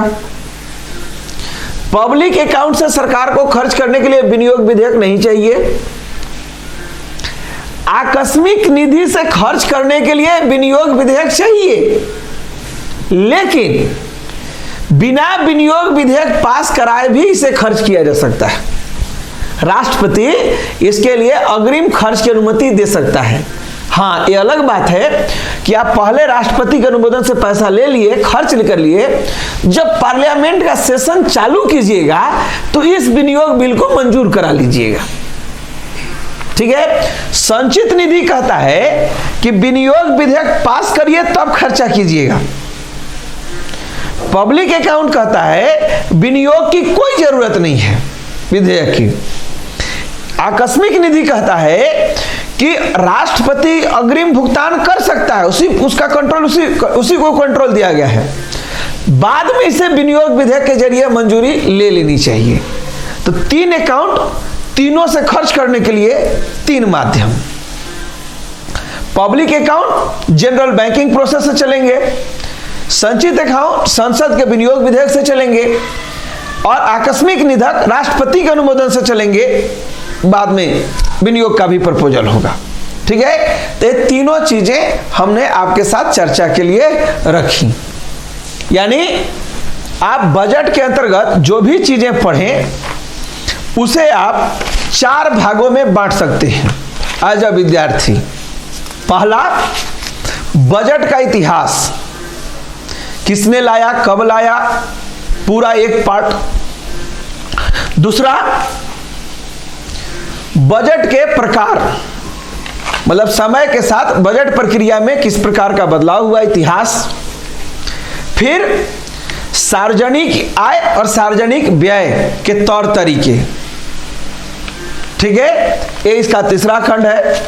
चौथा खंड है फिजिकल पॉलिसी, बजट घाटा, राजस्व घाटा, राजकोषीय घाटा, प्राथमिक घाटा, इन सबको मेंटेन करते हुए देश की जरूरतों को कैसे पूरा किया जाए उसके प्रयास। और फिर बजट पॉलिटिकल सिस्टम, मतलब बजटीय सिस्टम और पार्लियामेंट्री सिस्टम से उसका कनेक्शन क्या है, किस आर्टिकल के तहत आम बजट आएगा, किस आर्टिकल के तहत लेखा अनुदान आएगा, किस आर्टिकल के तहत संचित निधि का गठन होगा, किस आर्टिकल के तहत आकस्मिक निधि का गठन होगा। तो सारे आर्टिकल को एक जगह ले आइएगा। फिर पार्लियामेंट में बजट पेश होगा तो अनुमोदन कैसे होगा, अनुमोदन के दौरान कटौती प्रस्ताव कैसे लाए जाएंगे, और फिर पार्लियामेंट से किस प्रकार मंजूरी लेकर के इन राशियों को खर्च करने की प्रक्रिया पूर्ण की जाएगी। यानी बजटीय पॉलिटी, बजटीय हिस्ट्री, बजटीय एक्सपेंडिचर एंड फिजिकल पॉलिसी, ये 4 भाग में पूरा का पूरा पाठ्यक्रम डिवाइड रहता है। हमने कोशिश की एकदम परत दर परत खोल दें आपके पास जरूरत की चीजें, और खोल भी दिया है। इससे आसान कुछ नहीं होगा। याद रखना, नीतिगत कटौती 1 रुपए, सांकेतिक कटौती 100 रुपए, ठीक है। और मित व्ययता कटौती निर्धारित नहीं होता। ऑप्शन में दे सकता है ये कि मित व्ययता कटौती के लिए कितनी राशि निर्दिष्ट की जाती है, तो ऑप्शन ए दे दे 1 रुपए, दूसरा दे दे 100 रुपए, 1000 रुपए, और लास्ट में निर्धारित नहीं है, तो आप वहां पर अपना ऑप्शन चुन सकते हैं। समझ गए बात को? ठीक है।